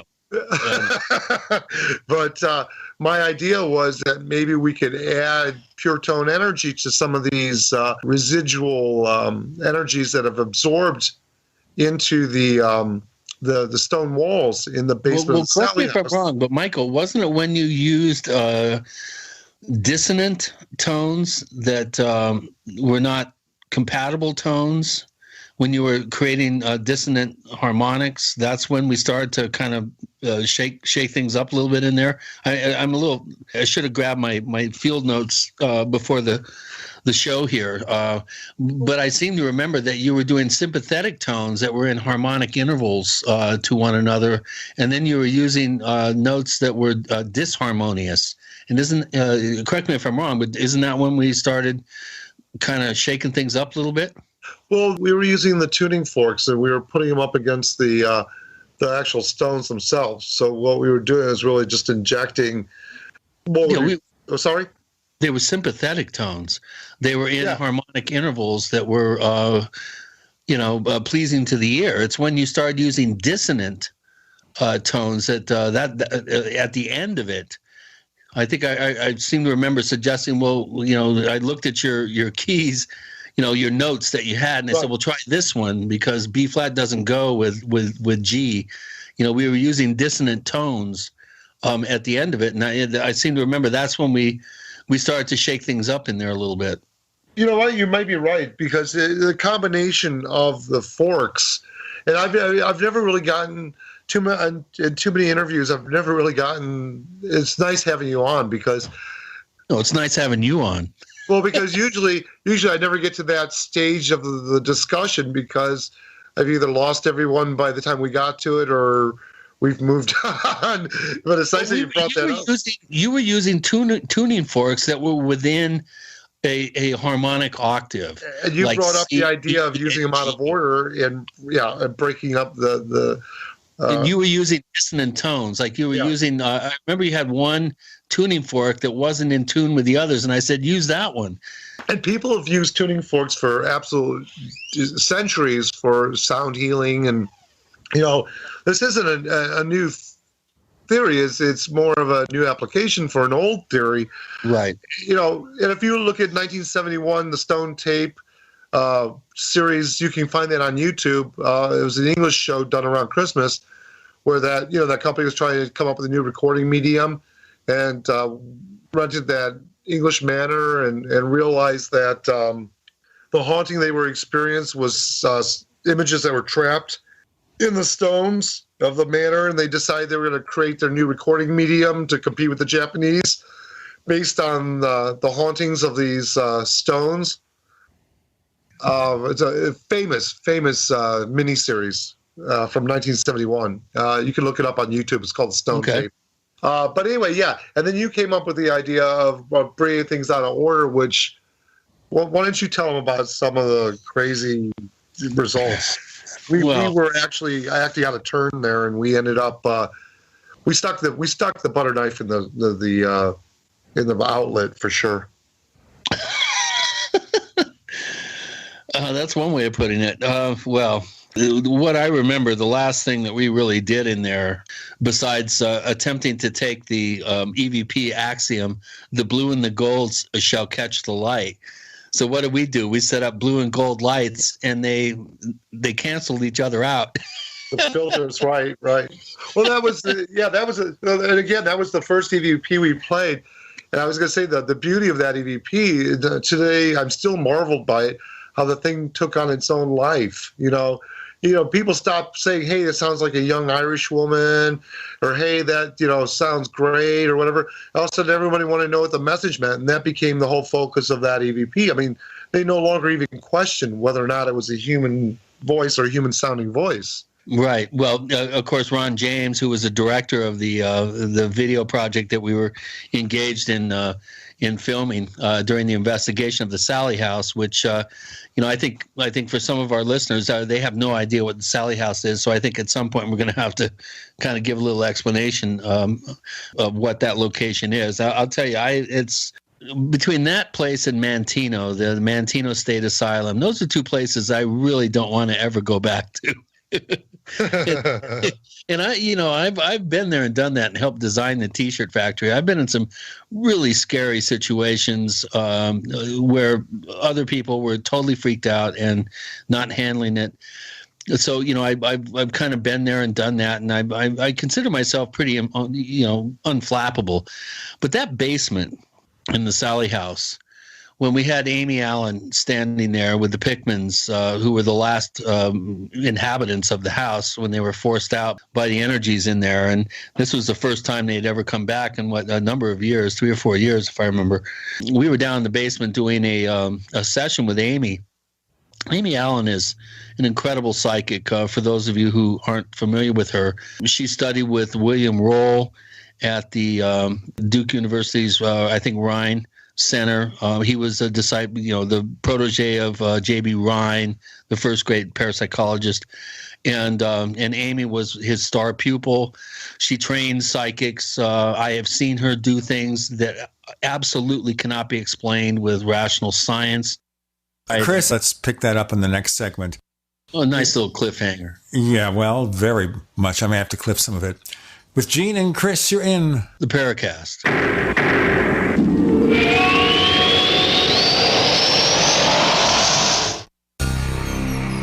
Thank you for listening to GCN. Visit GCNlive.com today. We also have swag.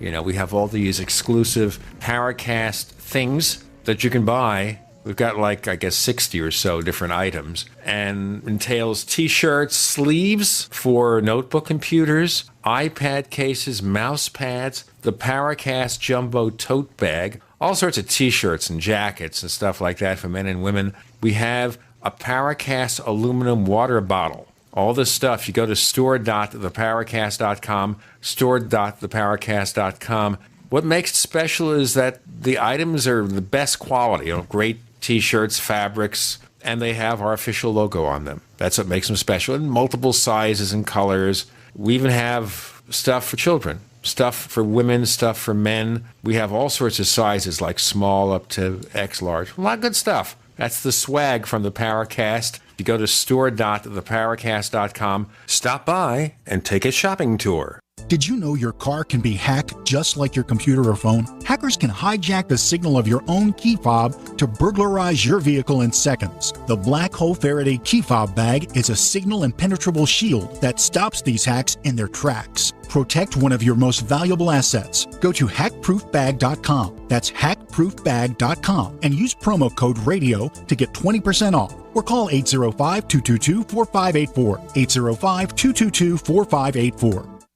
How confident are you in your food storage? If it was all you had to rely on, would it sustain your family? Hard times, good times, or any time, NuManna Storable Food is the proven superior choice. Learn for yourself what happened when one man ate only NuManna Storable Food for an entire month. Online at PowerPrepper.com. That's PowerPrepper.com. Experience the NuManna difference. American-made food stores I love to eat. Yum!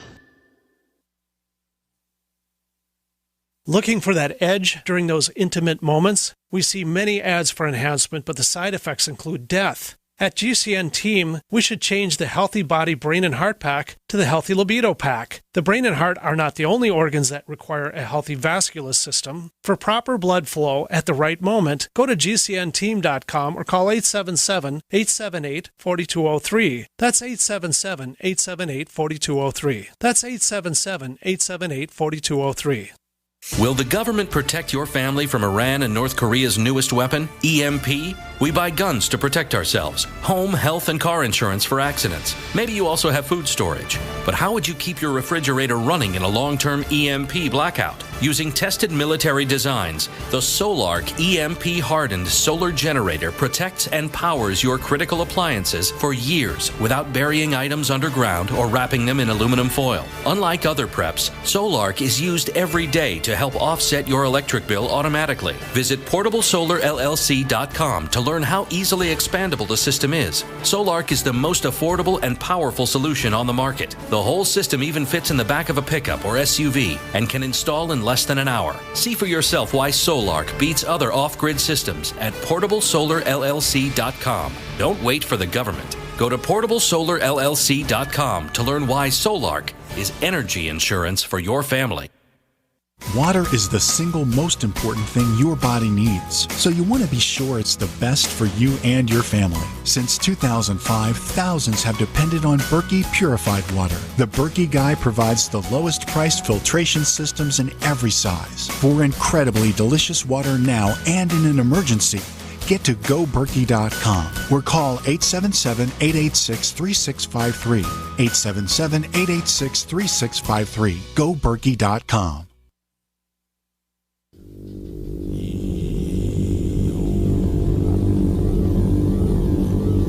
This is Jacques Vallée.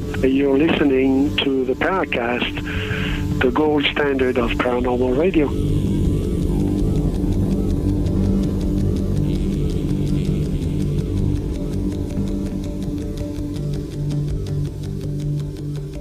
As we said, it is cliffhanger time on the Paracast. Our guest is Michael Esposito. Chris?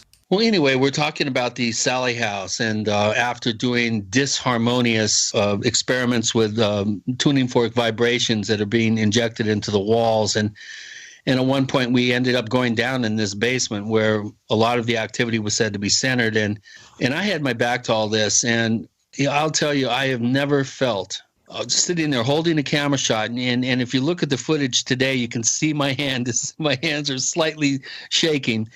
It felt like a, I don't know how to describe it. It's like an ice cold arm reached into my body and gently grabbed a hold of my heart and then slowly started to squeeze. And right as I'm finishing, this shot, I was about ready to just bolt out of the basement. Amy says, "We have to leave right now. Everybody out." And I'll tell you, I was the last one up the stairs, but I kept filming the whole way I was going. And Michael, I was incapacitated. I couldn't move for about 20 minutes. I just sat and this has never happened to me before or since in any investigation. I was drained of my energy. I developed a pounding headache. I just lay there trying to calm myself and breathe in and out deeply. Do you remember what happened to the other people, including yourself, down in the basement? We almost called 911 on you. Thought you were having a heart attack. Tony had left after that to go get the kids some pizzas for dinner and then come back. And he had to pull over to the side of the road. And I guess he pulled over to the side of the road and got on, was just vomiting and vomiting and vomiting. When Amy and I both got back, we suffered severe flu-like symptoms for 2 weeks straight, and then it just ended one day because I was in tight contact with her about it. Almost at the same time, it just ended for us, But it was like just a horrible flu-like symptoms. It was just horrible. We really did. We really stuck the butter knife in the socket on that one. All I'm saying is I'm sure glad that Amy said we have to leave now, because if she hadn't said that, I would have dashed out of there, and that would have been the only time ever in all the years that I've been on any sort of investigation that I've screwed the pooch and dropped the ball.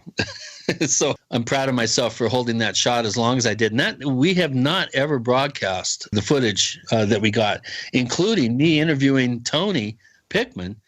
And he all of a sudden, right in the middle of the interview, he goes, "Oh no!" And bloody furrows start to appear at his scalp line and start coming down his forehead. Yeah. Which I don't know when Ron's ever going to release that footage, but there are. I don't care what anybody says out there, and I was a real skeptic before I got involved in investigating these places. Now I've actually done quite a number of them. Including here in Jerome, Arizona, 2 towns over from me, just one of the most haunted sites in America, haunted towns. I was a real skeptic, and I didn't really – I thought all this was dumb and stupid and, kind of – it was just people's imaginations and, people freaking out and stuff. And I never took it seriously until I met this guy.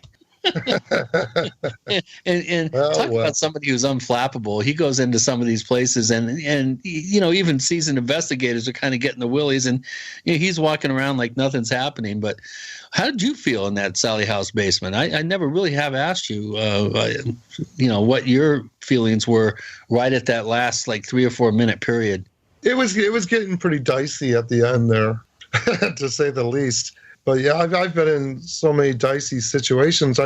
I literally think that I need to make myself more innocent, to make myself more open to things. The one thing that worries me is that I'm going to become so jaded and literally to the place where I'm shutting out evidence because I'm just so used to it. You know what I mean?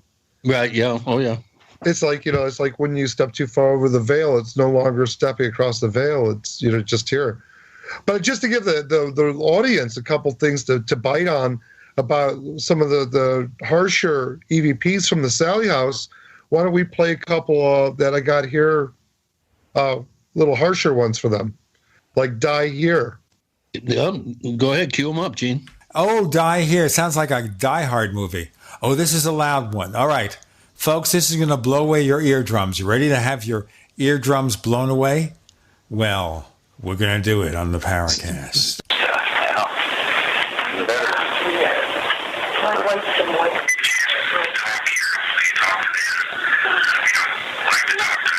Why? Why did they miss? Oh, okay. That's the kind of thing that leaves people speechless. Well, I didn't hear a thing, so I've been waiting for somebody to say something. The playback isn't working on my end here. What you hear is you hear 2 voices. One, what I call the hag, she goes, "Die here," and then you hear the panicked woman at the end. So you hear it kind of retch up and go, "What?" Either "Why here" or "Die here," but real loud. Well, why here? I used that in one of the pieces in Medea. Right, exactly. Okay, so this is not a Die Hard movie. Definitely not. It will be if you keep cracking bad jokes. You're going to be dying there, believe me. Okay, I'm another gonna really see you good tomorrow, one. and I'll beat you. I'll beat you about the neck and shoulders. I'm taller than you, Chris. It doesn't matter. I'm bigger than you and tougher. Well, you're bigger than me in weight. Sure, you probably weigh like 30 pounds more than me. Yeah, and believe me, I've been watching my UFC and practicing my my punching. Okay, well then, the black belt is not going to count for anything. Well, I'll bring you a black and blue belt. I'll leave it with you. How's that? This is going to be the violent cast instead of the Paracast. Well, it's, come on, Gene. A little gravitas here. I mean, this is serious stuff. I don't care what you think. I know you've led such a sheltered life. You've never actually gone into a place that had stuff that could actually, change your view of reality and shift your paradigm to the extent that Michael has, and to a lesser extent that I have. I've been to a few weird places in my lifetime. Yeah, but your bedroom doesn't count. Well, we didn't want to get into that, especially my office. That is considered to be weird. We were supposed to be doing serious stuff here. We're now bantering. But seriously, I look forward to hearing the next recording. You want to do one more before we break for the segment? Some more, Michael. You got some good ones there, man. Let's do We'll Meet You in Hell. Or we can say hell, right? Oh, sure. Yeah, we could say hell. And boy, I'm going to give Gene hell tomorrow when I see him. Well, you in which army? Okay, you ready for this, folks?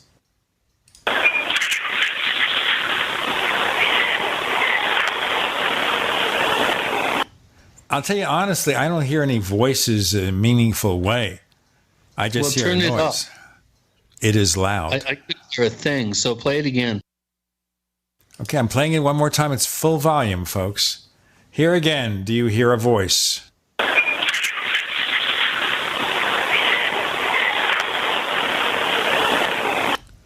Anyway, let's move on. Oh, let's try Father Bash Her Head.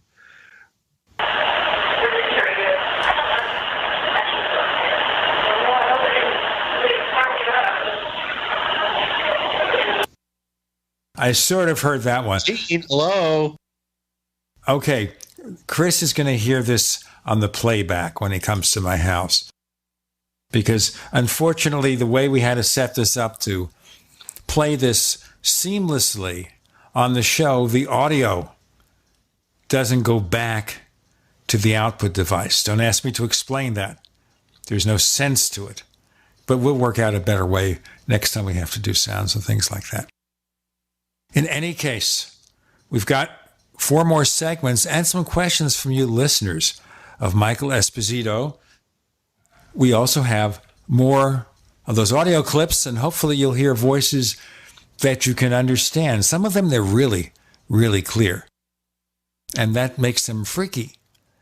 But don't freak out. If you're interested in supporting the show, go check out the Paracast Plus at plus.theparacast.com. Once again, that's plus.theparacast.com.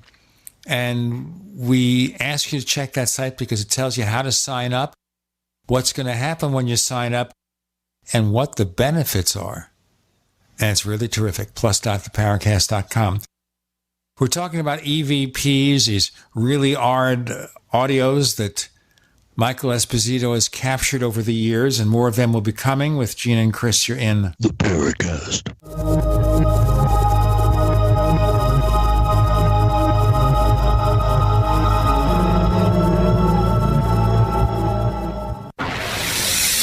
You are listening to GCN. Visit GCNlive.com today. Attack of the Rockoids has been well received by critics and readers alike. It's a thrill-a-minute story you'll never forget. A former U.S. military intelligence officer is haunted by intense dreams about a beautiful woman pleading for his help after a terrible battle in outer space. But the dreams turn out to be true and thrust him into a telepathic love affair with a woman whose faraway planet is intent on destroying the Earth. And now the gripping tale continues in The Coming of the Protectors. It's the second book of the Rockoids trilogy, a galaxy-spanning adventure that pits our hapless heroes against powerful, fanatical enemies that threaten the lives of freedom-loving beings everywhere. Attack of the Rockoids, and The Coming of the Protectors. Classic science fiction at its best, available now. For more details, visit rockoids.com. That's ROCKOIDS.com. Are you one of the 70% of Americans that want to own your own business? Afraid to leave the security of your current job to pursue your dreams? I'm Pharmacist Keith. Dr. Wallach, the Dead Doctors Don't Lie guy, and myself want to show you a low-cost way to create your own business, working around your current job schedule, creating an extra income for you and your family by joining his crusade, spreading his message of better health. To learn more, visit radio.recordedvideo.com, radio.recordedvideo.com. That's radio.recordedvideo.com. Hi, I'm Dr. Craig Samet from Anthem. Did you know that premature birth is the #1 cause of death of babies? That's why the Anthem Foundation is working with the March of Dimes to fight to end premature birth and birth defects. But you can do something today to give them tomorrow. Your support means programs, education, life-saving research, and a voice for families in the newborn intensive care unit. Together we can help save babies' lives. Give them tomorrow at marchofdimes.org/tomorrow.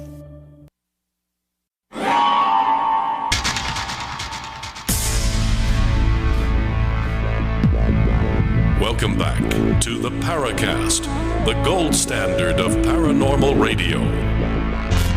And now, here's Gene Steinberg.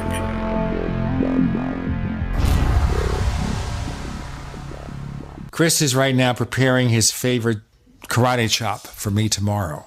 Yeah. Let's keep it. Keep the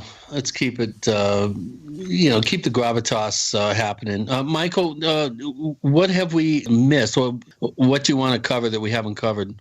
Maybe about 5 hours worth of stuff, but no. One thing, a lot of people think EVPs are just voices.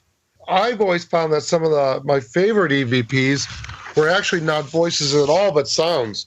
Animals or weird music coming from nowhere. And I've got a really great example. I don't know if you've heard this one, Chris. You may like this one. But we were invited to go and do research at the Lincoln Park Zoo in Chicago. Dr. Fisher was famous for working at Lincoln Park Zoo. He was always on Ray Rayner with his animals and stuff. We were in his office. He's long since been dead. But it's about, this picture is 2 o'clock in the morning, completely dark, everything turned off, no electricity, nothing going on, no radios, nothing like that. It's 2 o'clock in the morning in Dr. Fisher's office at the zoo. And I captured this recording. And if you cue up weird music detail, you'll hear something. And once we play it, I'll explain to you the backstory on it. What's the name of this clip again? Weird music detail. Great EVP, and there's no words at all in it. It's very low, folks, so let me do a little trickery here. I'm going to do some trickery before we play this clip. And I'm going to take care of the volume. I'm going to blow it up about there. Probably going to have a lot of hiss after this, okay? There it is. Okay, this is going to have a lot of background noise because I just blew this up quite a bit. The weird music detail.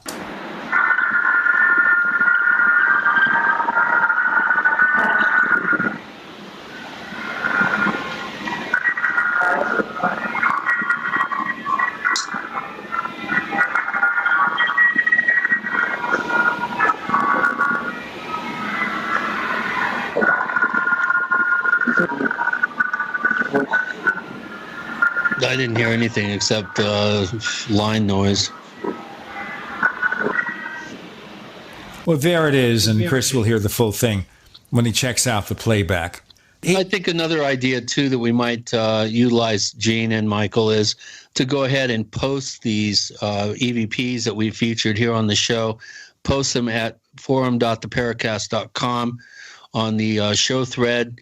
Just go to the Paracast forum, go to the thread, talk about the show with Michael Esposito, and we'll go ahead and give some, non-broadcast versions of these EVPs so that you can hear them off your own computer without any any sort of buffering and filtering, all the things that take place between, the show and your ears and listening to the broadcast. So we'll have those up front and center for you. It would be okay here because we're only playing like a third of them. Put the whole kit and caboodle up there. Yeah, it'd be fine. Everything. I'll put everything up there, and I'll either do them as separate files or one collection that you can download. And maybe what we'll do is we'll stick it in the Paracast Plus. So if you're a member of the Paracast Plus, we'll make available in a special thread all of these files for you. Right.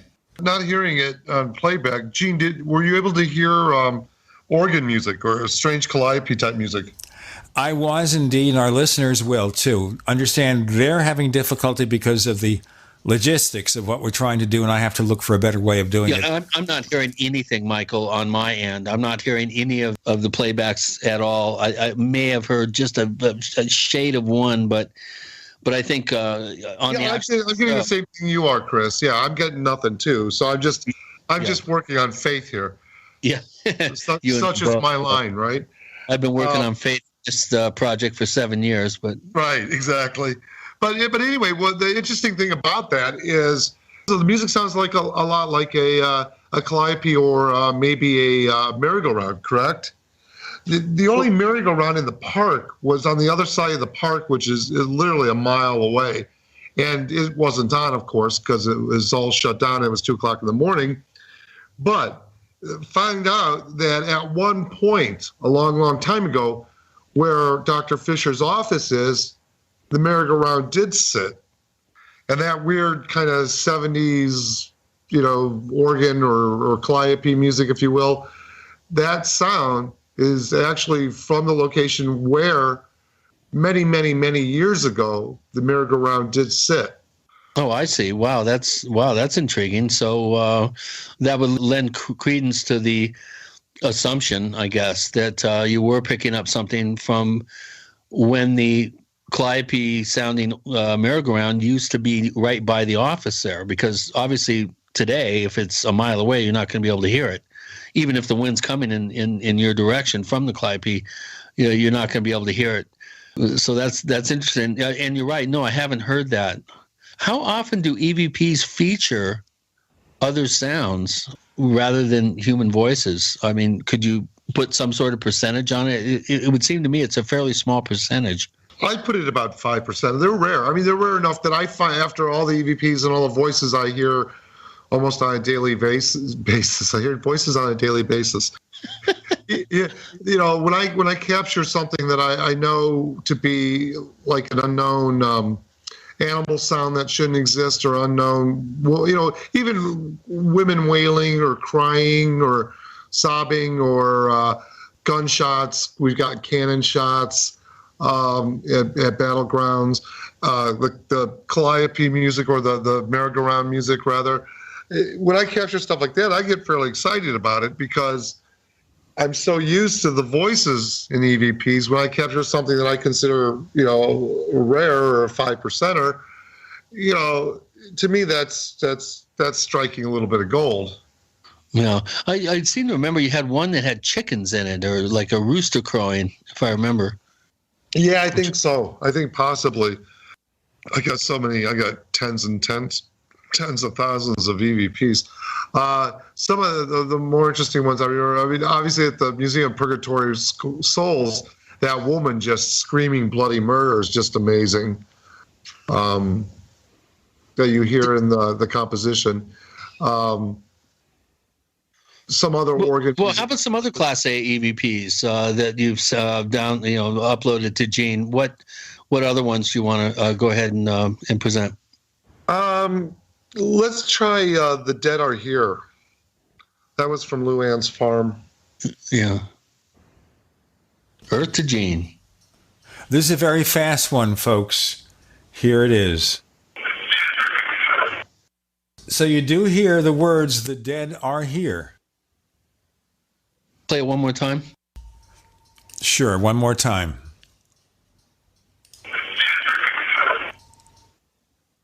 I turned my speaker volume way up, and I did hear something, but I couldn't make it out.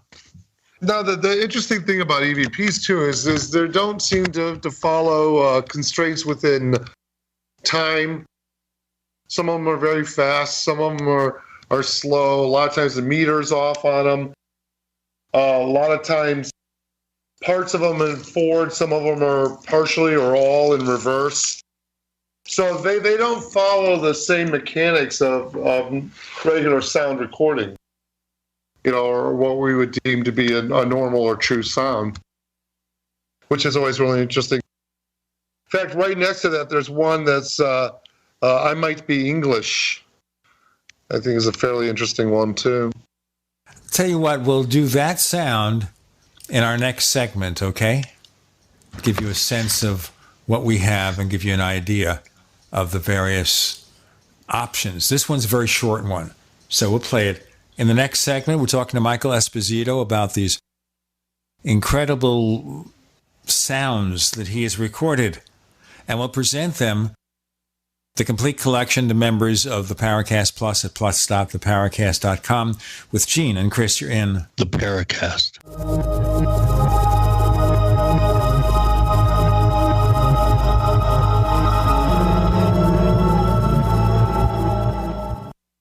The award-winning graphic converter, the universal genius for photo editing on your Mac. Join over 1.5 million loyal users for this Swiss Army knife photo editing app. It gives you all you expect from a top-flight image editing app with tons of features, and most important, it's easy to use. Get 20% off from lemkesoft.de/Gene. That's lemkesoft.de/Gene. As you know, neighbors, web hosting can be pretty cheap, but not all hosting is the same. DreamHost wins Best of Awards year after year. You get unlimited disk space, unlimited bandwidth, and even the low-cost plans put your sites on high-performance SSDs. Want to know more about what DreamHost has to offer? Go to technightowl.com/host. Once again, that's technightowl.com/host. My computer is so slow, it's making me crazy. I used to have that problem. Did you quit using a computer or did you buy a new one? No, I called Geeks On Site. They made an appointment to visit my home and showed up the same day. You mean they didn't ask you to bring your computer to a shop? That's what happened when I called a support company. Geeks On Site can go to your home or business or even repair your computer online. They have 24/7 emergency service. If you're having problems with your PC or Mac, call Geeks On Site. 1-800-591-1682. Our friendly certified computer repair experts are available 24/7. Call now for a free diagnosis. 1-800-591-1682.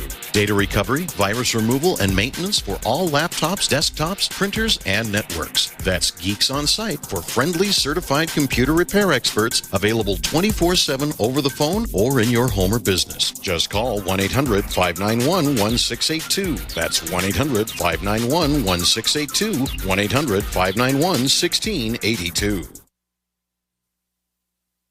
Why be held hostage by your wireless carrier for 2 years? What if you had no contract, no activation fees, no hidden costs, tracking, tracing, harvesting customer data, or draconian gimmicks? All on America's largest 4G LTE, GSM, and Sprint networks. Introducing Pix Wireless. Activate your Sprint, AT&T, or unlock GSM phones with Pix and choose from an arsenal of monthly plans or build your own. Starting at only $2.99 per month. Get connected now. Call or click 1-866-205-9513 or PixWireless.com, spelled PIXWireless.com. Pick Pix and get connected today.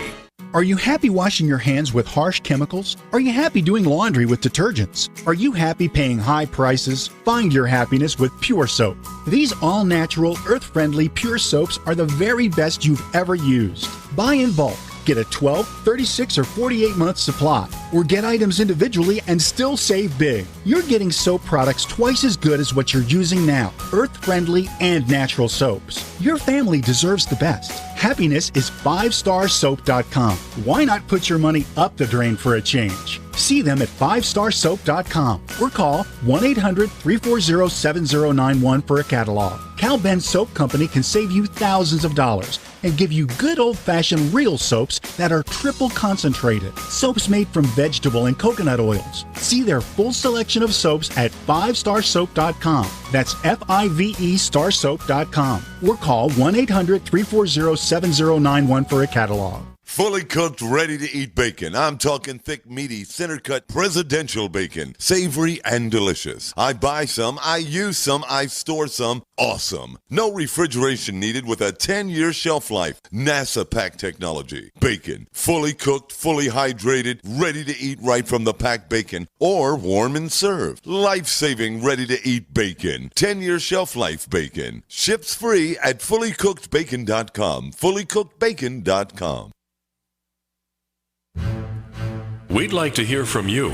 If you have a comment or question about the Paracast, send it to news@theparacast.com. That's news@theparacast.com.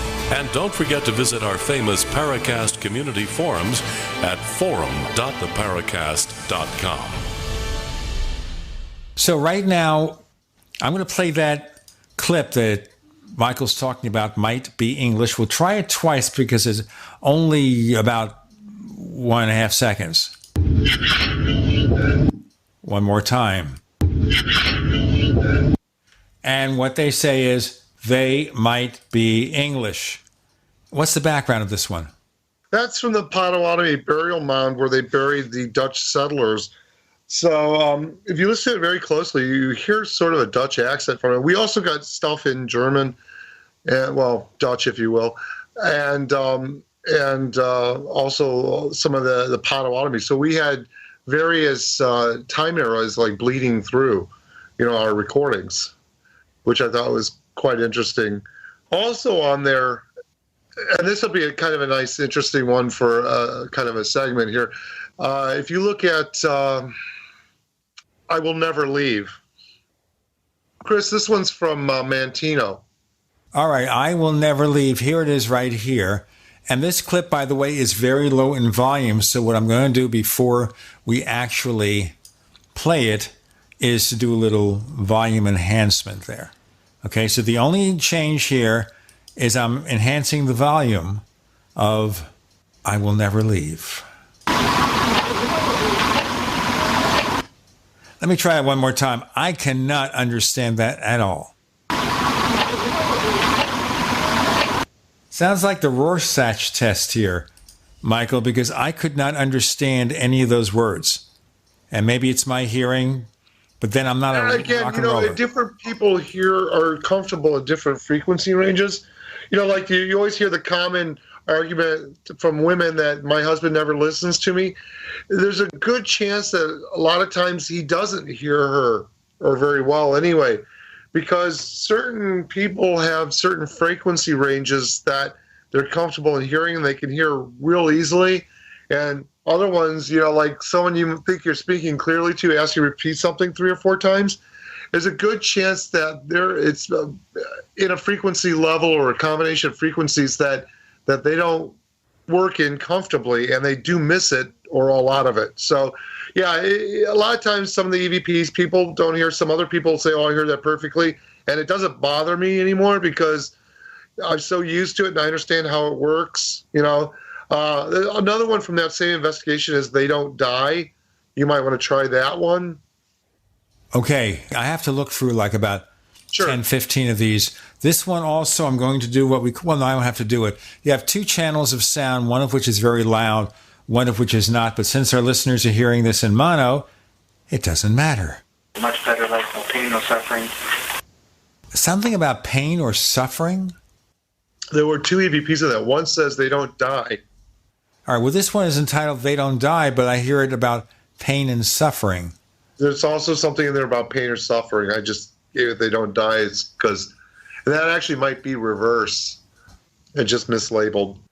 Okay, well, I won't die trying to find out what happened there. Right, but what I do want to bring up about that is I'm doing a box set. I did a series of flexis, or I've been working on a series of flexi records, which are like the flimsy records or sound sheets that used to come in magazines or in the back of cereal boxes.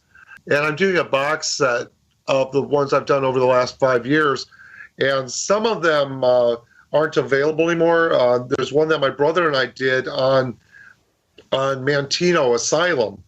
And what we wanted to do is in all of my work, I give what I try and keep as truism as far as reference and make sure everything's portrayed in a scientific or pure manner.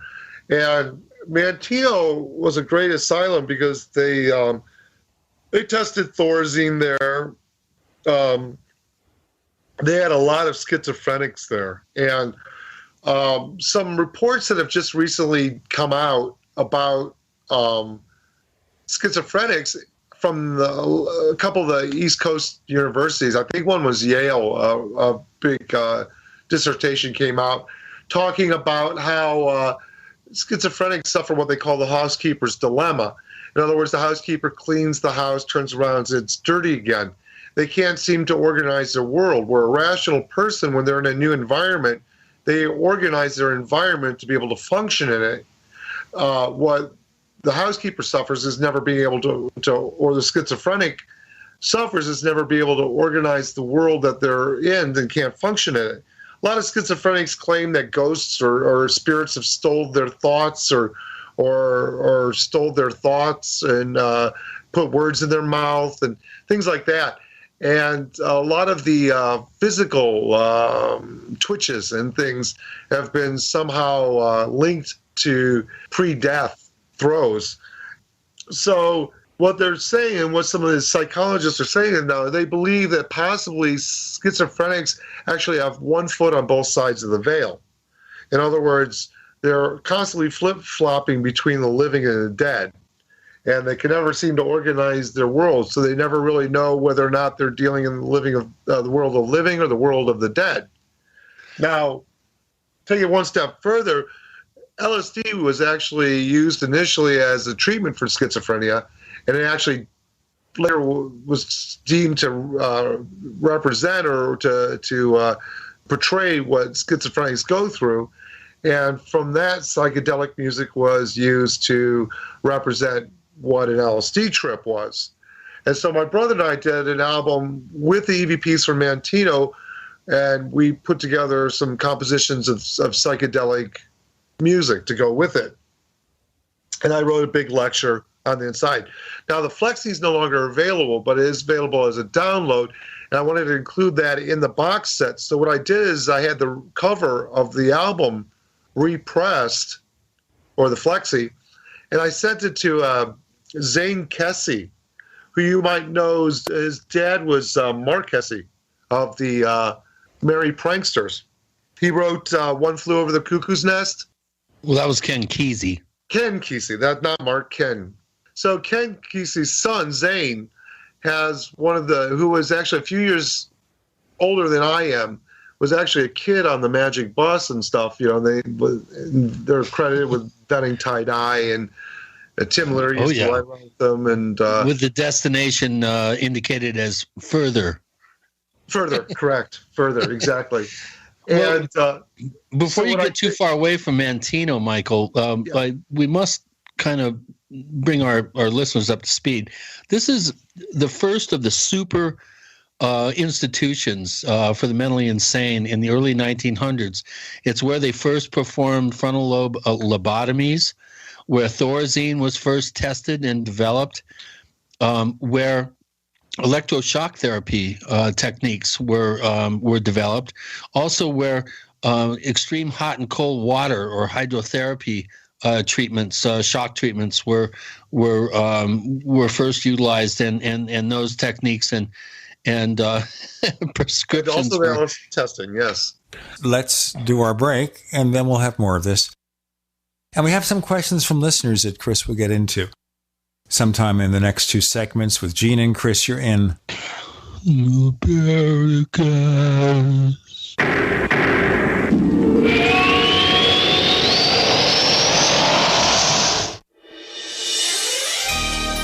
Thank you for listening to GCN. Be sure to visit GCNlive.com today. There is an affordable alternative to the high cost of healthcare that offers freedom from insurance while providing compliance with the Obamacare individual mandate. Imagine having access to quality, affordable healthcare that allows you the freedom to choose your doctor and hospital. Members can share up to 100% of necessary medical expenses, including some alternative treatments. Find out how you and your family can contain healthcare costs without giving up your freedom. Go to libertyoncall.org. That's libertyoncall.org. If you or someone you care about loves outdoor adventure, then check out slingbow.com for some unique holiday gift ideas. That's slingbow.com, where we have some innovative new products for the archer, hunter, or bow fishing enthusiast in your family. Now through January, use the promo code HOLIDAY to get free shipping in the U.S. or Canada. And from all of us at Slingbow Industries, have a safe, joyous, and peaceful holiday season. Hello, I'm Mike Lindell, the inventor of MyPillow, and like all of you out there, I had problems sleeping. Pillows would go flat, I would flip-flop all night long, I would wake up with a sore neck, maybe a headache, or feel like I needed a nap even though I slept 8 hours. When I invented MyPillow, I wanted it to where you could move the patented fill to give you the exact support you need as an individual, regardless of sleep position. MyPillow will get you into that deep REM sleep faster, and you will stay there longer. It's not about how much time we spend in bed, it's about how much of that quality sleep we get. I do all of my own manufacturing right here in the United States. I have a 10-year warranty. You can wash and dry my pillow, and I give you a 60-day money-back guarantee, so you have nothing to lose. And here's my best offer ever. You can buy one of my pillows and get one absolutely free. Go to MyPillow.com or call 800-870-0305 and use promo code GCN. That's MyPillow.com or 800-870-0305 with promo code GCN. Think about this. Your community's aging water infrastructure systems are very likely to be contaminated with heavy metals like lead, disinfection chemicals like ammonia, chlorine and chloramines, and pharmaceuticals like statins, pain meds, and antidepressants. And no, water treatment plants are not equipped to filter these pharmaceutical toxins out. Protect your family's water supply with the trusted Big Berkey water filter. New NSF EPA certified lab tests show Big Berkey water filters remove chloramines, pharmaceuticals, BPA, pesticides, bacteria, and viruses, all forms of fluoride, and much more. Big Berkey water filters are the original and most trusted on the market, the gold standard in water purification, and our filters last for years at less than 2 cents per gallon. Big Berkey, the one powerful enough to purify stagnant pond water. Get your Big Berkey today. Call 1-877-99-BERKEY or click BigBerkeyWaterFilters.com. That's 1-877-99-BERKEY. Big Berkey Water Filters, for the love of clean water. Dangerous blood clot device alert. If you or a loved one had an IVC filter placed to prevent blood clots from traveling to your heart or lungs and suffered an injury, you may be entitled to substantial financial compensation. The FDA warns that IVC filters may cause serious complications, such as heart or lung damage, internal bleeding, and even death. These dangerous blood clot devices can break, and the metal fragments can travel to your heart or lungs, causing serious injuries. If you or a loved one suffered organ damage or other injuries from an IVC filter, you may be entitled to substantial financial compensation. Act now. Time is limited to file a claim. For a free consultation and free information, call Injury Help Desk at 800-478-1507. 800-478-1507. 800-478-1507. This is an advertisement. Paid non-attorney spokesperson. InjuryHelpDesk.com is responsible for this advertisement. Principal office, Las Vegas, Nevada.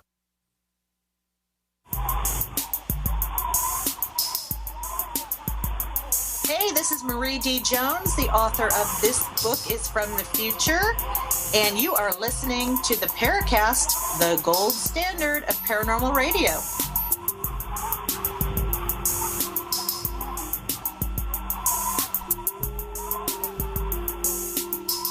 We're being revisited by EVP Chris. He's someone who comes in occasionally and raises heck. All right, Chris? Go on, please. I don't know about raising hell. Yeah, but yeah, maybe, perhaps. If you're involved, yeah. Generally, I raise hell. Thank you. I'll look up our questions, but I wanted to, kind of, zero in on Mantino a little bit more, because when we went there in what was it, 2006, I think, Michael, 2005. The 1,200 buildings that used to be part of this huge complex had, for the most part, all been, knocked down. The facility, they were actually repurposed. Yeah, the facility had been abandoned basically for a number of years. I think in the mid to late 90s. They finally closed it, and they started, knocking the buildings down. And by the time we got there, there were only 2 big, huge dormitory buildings and a few of the smaller office-type buildings left. People have asked me to describe what it was like walking in there, and the only way I can really describe it is imagine the sound of a million voices screaming, and then put it just below audible level. It was like condensed acoustic ghost soup in there. There was a roar that you could kind of feel, but you couldn't hear. And it sounded like, the screams of millions of people over 100 years, or 90 years. And it was very disconcerting. Michael and I had a sighting of a weird kind of pale spectral face in a window there was no way somebody could have been up 15 feet off the ground up in this particular window. I heard the sound of footsteps come across the entire 100 plus foot dormitory building in pitch black, kicking little bits of broken glass and stuff. There was nothing inside. It was all totally cleaned out. There was just a lot of debris, small crushed up debris, plaster, piles of bricks here and there. And me and a light guy were filming into a hydrotherapy room pointed, laterally from the main room, which was to our left. And the 2 of us, the light guy and me, we heard somebody walk all the way across this room.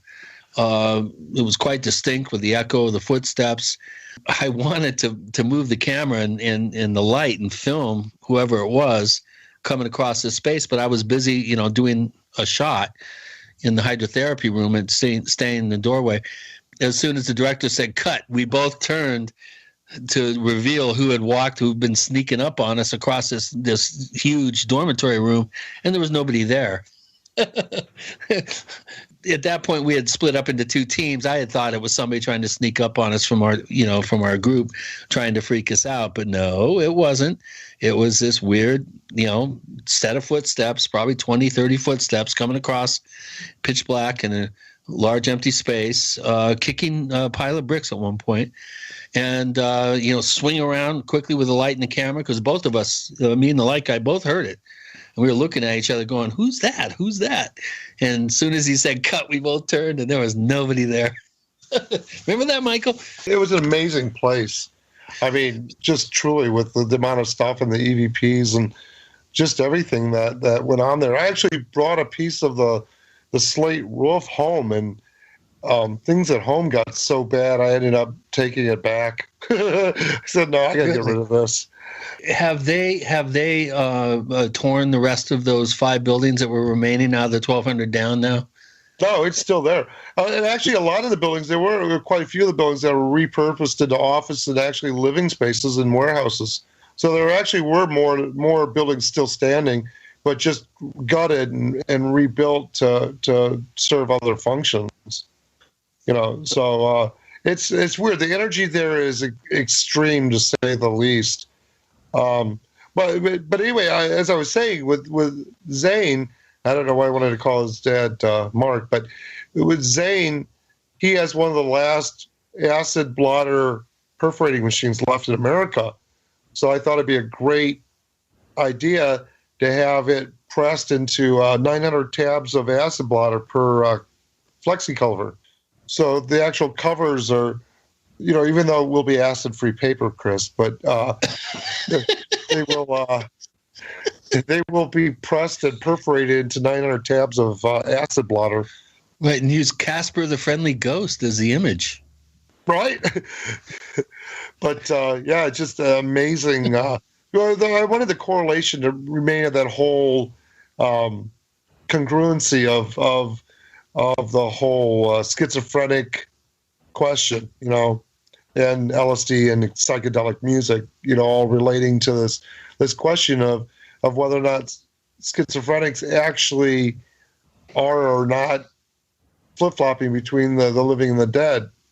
And if like energy attracts, does that actually enhance the schizophrenic's malady, or is the fact that they are schizophrenic attract the Yeah, I think that's a legitimate question, but we have to remember that schizophrenia is a catch-all, a very broad-based general term that encompasses all different kinds of mental conditions that really don't have any other place to be classified, and so they just lump them all into schizophrenia.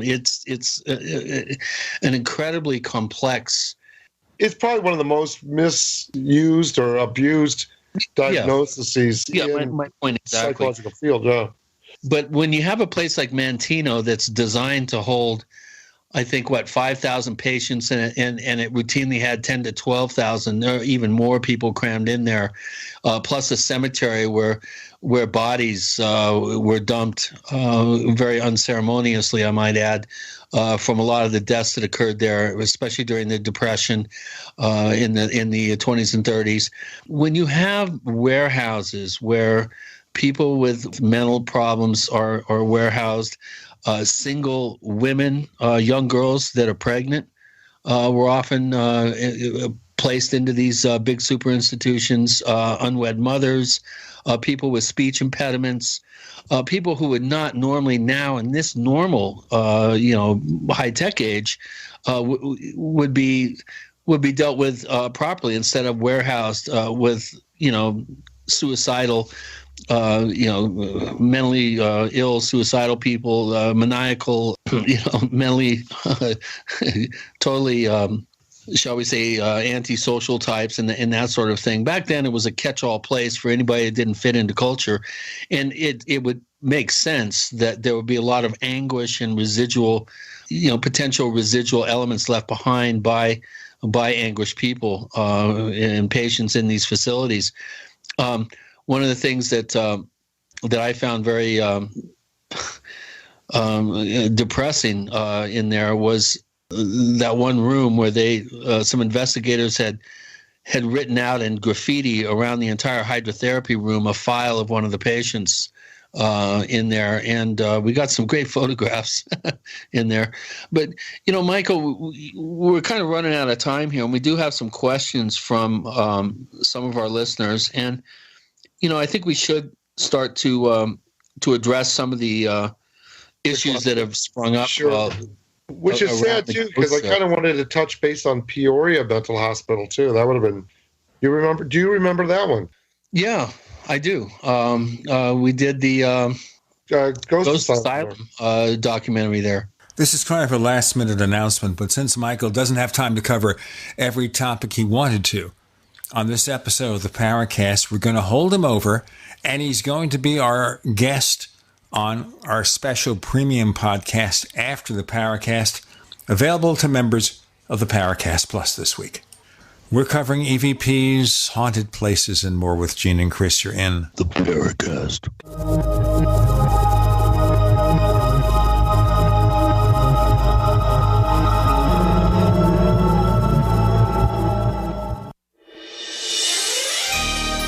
Thank you for listening to GCN. Be sure to visit GCNlive.com today. We also have swag. We have all these exclusive Paracast things that you can buy. We've got 60 or so different items, and entails t-shirts, sleeves for notebook computers, iPad cases, mouse pads, the Paracast Jumbo tote bag, all sorts of t-shirts and jackets and stuff like that for men and women. We have a Paracast aluminum water bottle. All this stuff, you go to store.theparacast.com, store.theparacast.com. What makes it special is that the items are the best quality, great t-shirts, fabrics, and they have our official logo on them. That's what makes them special, in multiple sizes and colors. We even have stuff for children, stuff for women, stuff for men. We have all sorts of sizes, like small up to X large. A lot of good stuff. That's the swag from the Paracast. You go to store.theparacast.com, stop by, and take a shopping tour. We use cell phones against our heads every day. But now, a landmark U.S. government study confirms increased health risks from exposure to EMF radiation emitted from these devices. The time to protect yourself is now. The solution is Defender Shield. Proudly made in the USA, Defender Shield blocks virtually 100% of EMF radiation emitted from cell phones, tablets, and laptops. Buy now at DefenderShield.com. Use discount code DEFENDER for 10% off. DefenderShield.com, the worldwide leader in EMF radiation protection. There is an affordable alternative to the high cost of healthcare that offers freedom from insurance while providing compliance with the Obamacare individual mandate. Imagine having access to quality, affordable healthcare that allows you the freedom to choose your doctor and hospital. Members can share up to 100% of necessary medical expenses, including some alternative treatments. Find out how you and your family can contain healthcare costs without giving up your freedom. Go to libertyoncall.org. That's libertyoncall.org. Paid non-attorney spokesperson Adam Pulaski of the Pulaski Law Firm with principal office in Houston, Texas is the attorney responsible for the content of this ad. This ad is not legal advice, and the choice of a lawyer should not be based solely upon advertisement. Services may not be available in all states. Attention Xarelto users. If you or a loved one took Xarelto and suffered a serious bleeding event, you may be entitled to financial compensation. Xarelto is a popular prescription blood thinner used to prevent blood clots and protect patients from strokes. These serious bleeding events have led to numerous cases of hospitalization and even death. Phone lines are open 24/7. Call 800-261-0937. That's 800-261-0937. Hi, Peter Vaccaro for ParanormalDate.com. Are you looking for love in all the wrong places? Now you have a chance to change that by signing up for free at ParanormalDate.com. This incredible dating site puts people of like minds together. People who are interested in the strange, the unusual, mysteries, ghosts, UFOs, and the afterlife, and so much more.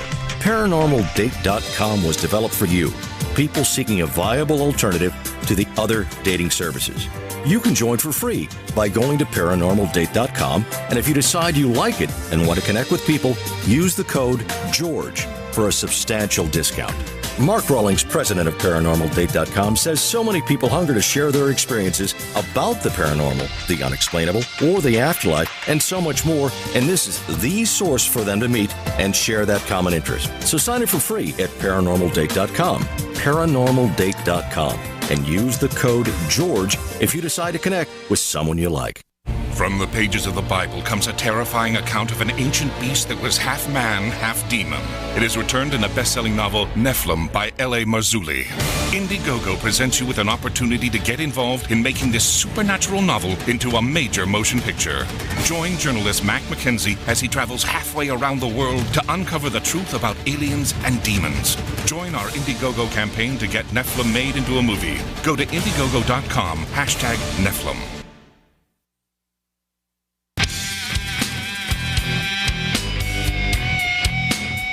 This is Kurt Sotheby, author of UFO Mysteries, and you're listening to the Paracast. Okay, Chris, how about going through some questions quickly? Well, you know, one thing, Michael, I must say, and it's been very disheartening for me as someone who has become actively involved in brief spurts in haunted site investigations.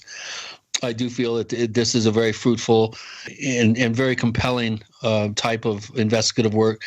But, you know, long ago, years ago, I absolutely gave up on any of the just dozens, it seems, of ghost shows that have been on TV. I really have problems with manufacturing evidence, with, reality drama and creating problems between members of the investigative team and all this reality show BS, basically. Where do you come down on these ghost shows? I mean, are there any that are worth watching? You know, Ghost Hunters after the third season, to me, was a joke. Amy Allen's show, Dead Files, I've seen, admittedly not many, but I've seen a few episodes of that, and I know Amy, and I know that what she's picking up on is, for the most part, legit. But give us some of your favorites and some of the shows that you absolutely don't like, and tell us why. You know, honestly, I kind of stopped watching them a long time ago. I remember when Ghost Hunters first came out and they started to do it, it was interesting, but I found myself watching it for the drama that was going on between the people, and, you know, the whole East Coast kind of, it had a real nice feel of what their home lives were like and things like that. And I actually found myself watching it more for that than fruitlessly or an occasion, very few occasions, which is good too, because I think out of all of them, Ghost Hunters was probably, especially at the beginning, was probably one of the most, straightforward one. I mean, I don't know, you'd have to watch like 4 or 5 episodes before they captured anything worthwhile in the beginning. So that what they would do is they'd fill it full of infighting and other stuff, which actually made it more interesting and probably a little more realistic. But then they refine their formula, and then it just went to, crap like all the rest of them. But yeah, it's usually filled with people that are into themselves and not interested in the thing. So I'd be more interested in looking at documentaries or things like that. I think people need to redefine the purpose of doing shows or programs, as to what they want to accomplish. Come on, it's filler between commercials. Let's get real. Right. It's something that links commercials together at this point, which is totally retarded. But that's why I say the documentary level, I think, would probably be something that's more interesting to me, because unless you just want a thrill or whatever, and then you're really just on a joyride. It depends on the level of the audience, because I think what they've done is misjudge the level of the audience as somebody that's just looking for a thrill versus somebody that's really interested in thoughtfully exploring it. Right. Yeah. So it's the real, very there's a deep gulf between true investigation and pure entertainment. Correct. Well, that's why I liked our original Dead Whisper project, which came out in 2006. That was the real deal. Nobody was faking anything. Everybody was, the camera was just a, kind of a fly on the wall. What you saw is what happened. People's reactions were what they were. There was no, let's try that again, do another take. Everything was one take. And real life. And I wish more of the shows would adopt that kind of approach. And obviously, if they did, they wouldn't be really finding much, because it's pretty rare to go into a situation and actually have something to present to a TV audience. It'd be really boring. Yeah, I think you're absolutely right. And I think what's really cool about that program too is there was a special edition of that DVD put out with B-roll of just shots in between us screwing off and things that showed how things were really going. And you get a real sense of watching that. You got a real sense of what was really going on there. So if anybody were to watch it and say, it's probably staged and blah, blah, blah. If they went back and watched the B-roll or the bonus disc, they saw, all the stuff that was going on and around and behind the scenes. So they knew that when we were laughing or joking about stuff, or we were setting up, and they could see all the inner workings of it, and so they would know that it really wasn't something that was scripted or staged or what have you. Right. The B-roll featured extended shots. We'd take maybe a 15-second or 20-second shot that was used in the Dead Whisper piece, and the B-roll would show what happened before and after that to put it into context. So I have a question here, and you've actually scared up some new posters at forum.theparacast.com, where our listeners are able to